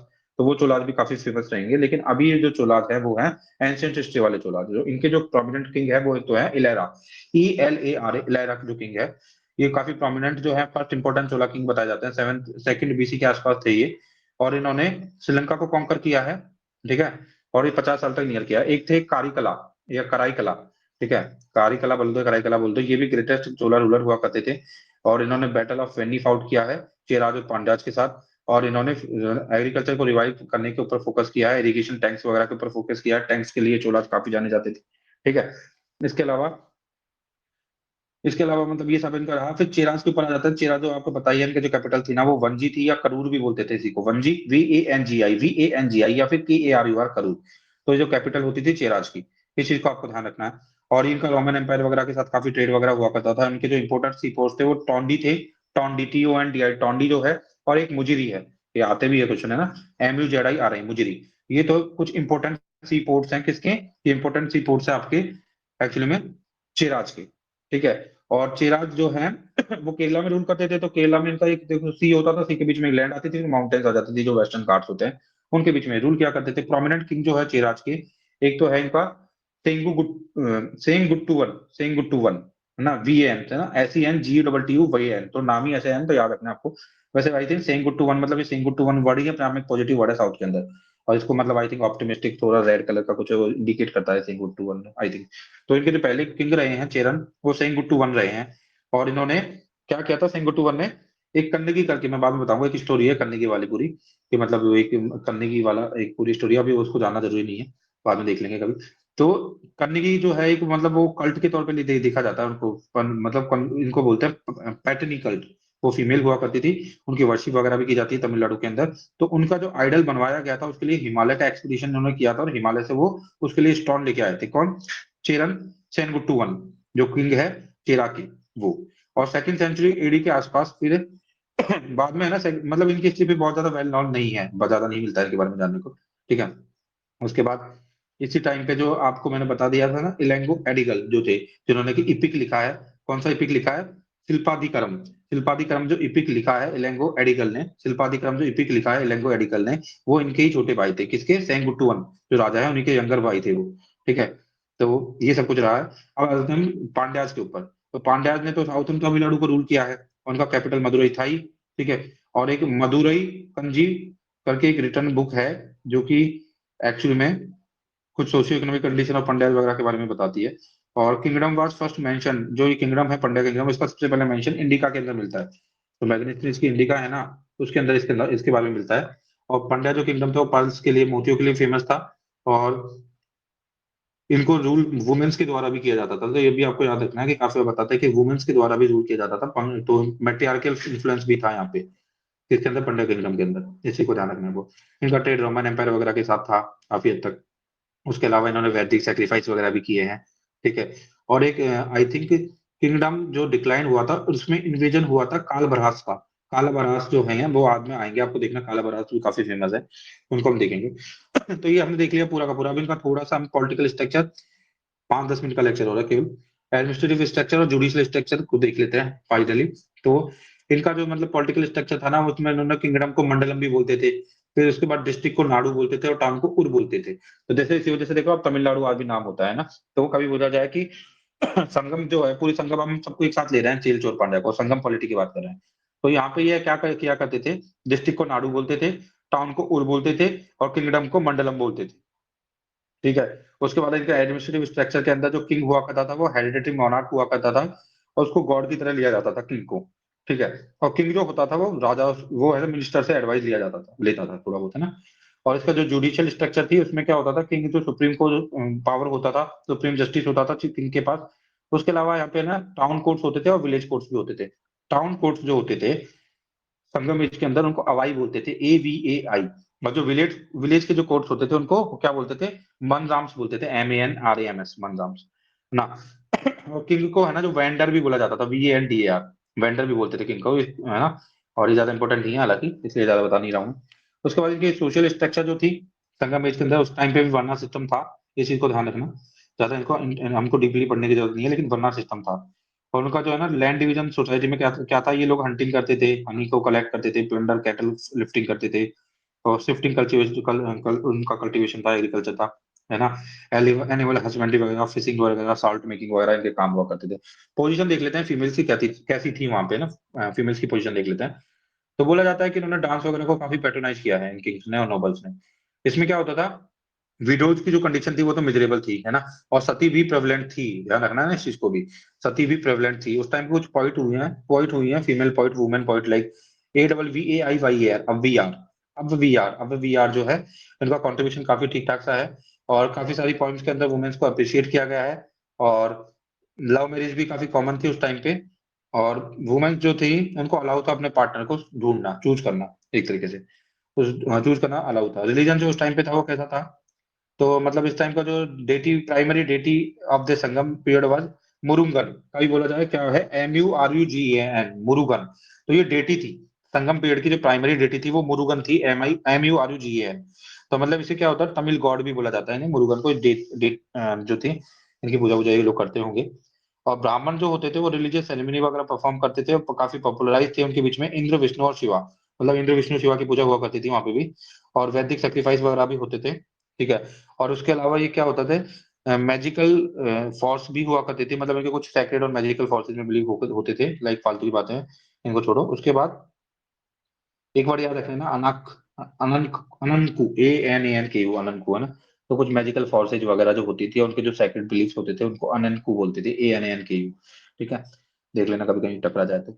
उसके बाद इस टाइम पे आर्ट जो है ना, फाइन आर्ट होती है काफी, मतलब पोइट्री, म्यूजिक, सिंगिंग, डांसिंग वगैरह काफी पॉपुलर था। ठीक है। उसके अलावा यहाँ पे जो है कोथू करके, KOOTH, कोथू करके एक एंटरटेनमेंट का माध्यम था, एक कोथू, है ना। मोस्ट पॉपुलर एंटरटेनमेंट फॉर लोगों के लिए कोथू था, जो भी हो। इवन कोथू जो था ना वो क्या था, फेस्टिवल के दौरान वो एक्चुअली में, जैसे मोहिनी अट्टम, तो डांस वांस ही कुछ रहा होगा, तो अट्टम और कोथू जो है ये एक्चुअली में कब किए जाते थे, काफी जो फेस्टिवल्स वगैरह होते थे उस टाइम करते थे। इनकी थोड़ी सी इकोनॉमी देख लेते हैं। तो इनकी जो इकोनॉमी थी इसमें प्राइमरी सेक्टर जो था, इसमें एग्रीकल्चर जो उनका चीफ ऑक्यूपेशन था। इनकी जो क्रॉप्स जो उगाया करते थे साउथ वाले संगम विलेज वाले लोग, rice, ragi, sugar cane, cotton, pepper, ginger, turmeric, ठीक है, ये सब चीज उगाते थे। इनकी जो चीफ क्रॉप, सबसे ज्यादा मुख्य जो इनकी क्रॉप थी, एक तो जैक फ्रूट था और एक पेपर था। चेरा कंट्री के अंदर, मतलब चेरा के अंदर जैक फ्रूट और पेपर बहुत उगाते थे, जैक फ्रूट। और पैडी जो था वो चोला में फेमस था। ठीक है। सेकेंडरी जो इनकी एक्टिविटीज थी, सेकेंडरी एक्टिविटी में हैंडीक्राफ्ट में ना स्पिनिंग, वीविंग वगैरह ये लोग करते थे। ठीक है। तो कॉटन वगैरह का, वीविंग वगैरह का काम इनका था। ठीक है। उसके अलावा मेटल वर्क्स भी, कारपेंट्री भी, शिप बिल्डिंग वगैरह भी ये लोग करते थे। टर्सरी एक्टिविटीज जो इनकी थी, इसके अंदर टर्सरी एक्टिविटीज के अंदर क्या था, रोमन एम्पायर वगैरह इनके साथ इनका एक्सपोर्ट वगैरह हुआ करते थे। इनके जो मेजर एक्सपोर्ट आइटम्स थे जो एक्सपोर्ट किया करते थे, इसमें semi precious stone, pulse, cotton, timber, ivory, spices मतलब मसाले, गोल्ड, हॉर्सेज, हॉर्स को भी एक्सपोर्ट करते थे ये लोग, और वाइन, ये सब चीजें एक्सपोर्ट ये लोग किया करते थे। तो इनका जो ट्रेड था वो काफी हद तक बार्टर सिस्टम पे भी था, इंटरनल ट्रेड भी था, एक्सटर्नल ट्रेड भी था, ये सब चीजें थी। ठीक है, तो इसके अलावा यहाँ के जो ना ट्रेडिंग पोर्ट्स का नाम, ट्रेडिंग पोर्ट्स बहुत आ जाते हैं एग्जाम के अंदर, थोड़ा सा इकोनॉमिक कंडीशन, ट्रेडिंग पोर्ट्स को थोड़ा याद रखना जरूरी है ना।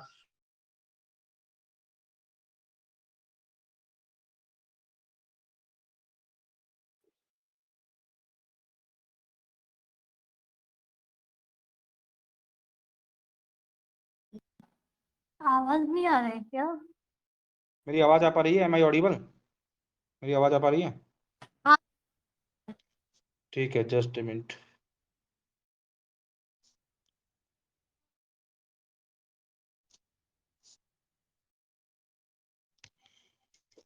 ओके, तो इनके जो शॉर्ट्स थे रेवेन्यू की वो देख लेते हैं हम थोड़े से। उसके अलावा देखे ना, मुजरिस करके, फिर कावेरीपट्टनम करके, टूहर करके, टोंडी करके, कोरकाई करके, अरिक्कामेडु करके, ये सब इनके पोर्ट है। ठीक है, इनको याद रखना है आपको, अरिक्कामेडु, पुहर, टोंडी, कोरकाई, मुजरिस, कावेरीपट्टनम। ये जिसमें से मैं बता देता हूँ कौन कौन किस किस के पोर्ट है थोड़े से। तो है ना, चोला की जो हेजिमनी थी 3rd सेंचुरी एडी तक तो काफी हद तक, चलो पोर्ट, लेकिन आपको ये याद रखना है थोड़े से। उनका जो सोर्स ऑफ रेवेन्यू था वो कैसा था, लैंड रेवेन्यू इनको मिलता था थोड़ा बहुत, कस्टम ड्यूटी वगैरह मिल जाती थी, ट्रांजिट ड्यूटी मिल जाती थी, ट्रिब्यूट मिल जाते थे इनको, वार बूटीज भी इनको मिलती थी, प्लंडर एंड लूट के थ्रू भी इनके पास रेवेन्यू आया करता था। ठीक है, और जो है हेजुमनी जो संगम एज के अंदर थी, वो देखो चोला एम्पायर आता है, फिर चोला एम्पायर के बाद में कालभरास जो होते हैं ना, कालभरास मैं बता रहा था पहले भी, वो है ना डिफीट हो जाते हैं चोला कालभरास के थ्रू। ठीक है, और इन चोलाज ने आई थिंक चेरार पांड्याज को डिफीट किया है उससे पहले, और बाद में ये सब कुछ चलता रहता है ना। तो फाइनली मैं लास्ट में बता रहा हूँ, कालभरास जो है वो भी एक फेमस थे थोड़े से, तो उनको भी ध्यान रखना। कालभरास जो है वो बाद में आते हैं ना थोड़ा सा तमिल के अंदर। और ये है ना, मतलब कि बताए जाते हैं काफी बार कि सातवाहना के फॉलोवर थे कालभरास जो थे, और बताते हैं कि स्पीक तमिल नहीं बोला करते थे। ठीक है, और इन्होंने जिनको प्रमोट किया है। फाइनली मैं बता देता हूँ, ये लास्ट है कि जो चोला चेरा पांड्या किंगडम की कैपिटल बता देता हूँ। जो चोलास का जो कैपिटल था वो था उराईपुर, या फिर बाद में पुहर के अंदर शिफ्ट कर लिया था। चेराज का कैपिटल था वंजी या करूर, और पांड्यास का कैपिटल था मदुरई। जो एम्बलम थे, है ना, एम्बलम हुआ करते थे इनके सबके, चोलास का एम्बलम था टाइगर, चेराज का था बॉ एंड एरो, और जो पंड्यास थे उनका एम्बलम था कार्प, एक टाइप की मछली होती है। और फाइनली इनके जो फेमस पोर्ट्स हैं, तो चोलाज का जो पोर्ट था वो था आपका पुहर। ठीक है, चोलाज का पोर्ट था पुहर, जिसे कोई ही कावेरीपट्टनम भी बोलते हैं, पुहर, कावेरीपट्टनम, है ना। और उसको पुम पुहर भी बोल देते हैं काफी बार, पुम पुहर, पुम पुहर। उसके अलावा चेराज का जो पोर्ट था वो था मुजरिस टोंडियन बंदर। तो मुजरिस टोंडियन बंदर, ये आपके चिराज की पोर्ट थे। और पांड्यास का जो पोर्ट था वो था कोरकाई और सेलियूर, ऐसे LIYUR, कोरकाई सेलियूर। तो इस तरह से हमारी एंशियंट हिस्ट्री पूरी तरह से खत्म होती है। हमने पूरा एंशियंट हिस्ट्री को कवर कर लिया है, और ये लास्ट था एंशियंट हिस्ट्री का। अब हम नेक्स्ट सब्जेक्ट के साथ स्टार्ट करेंगे आगे से। ओके।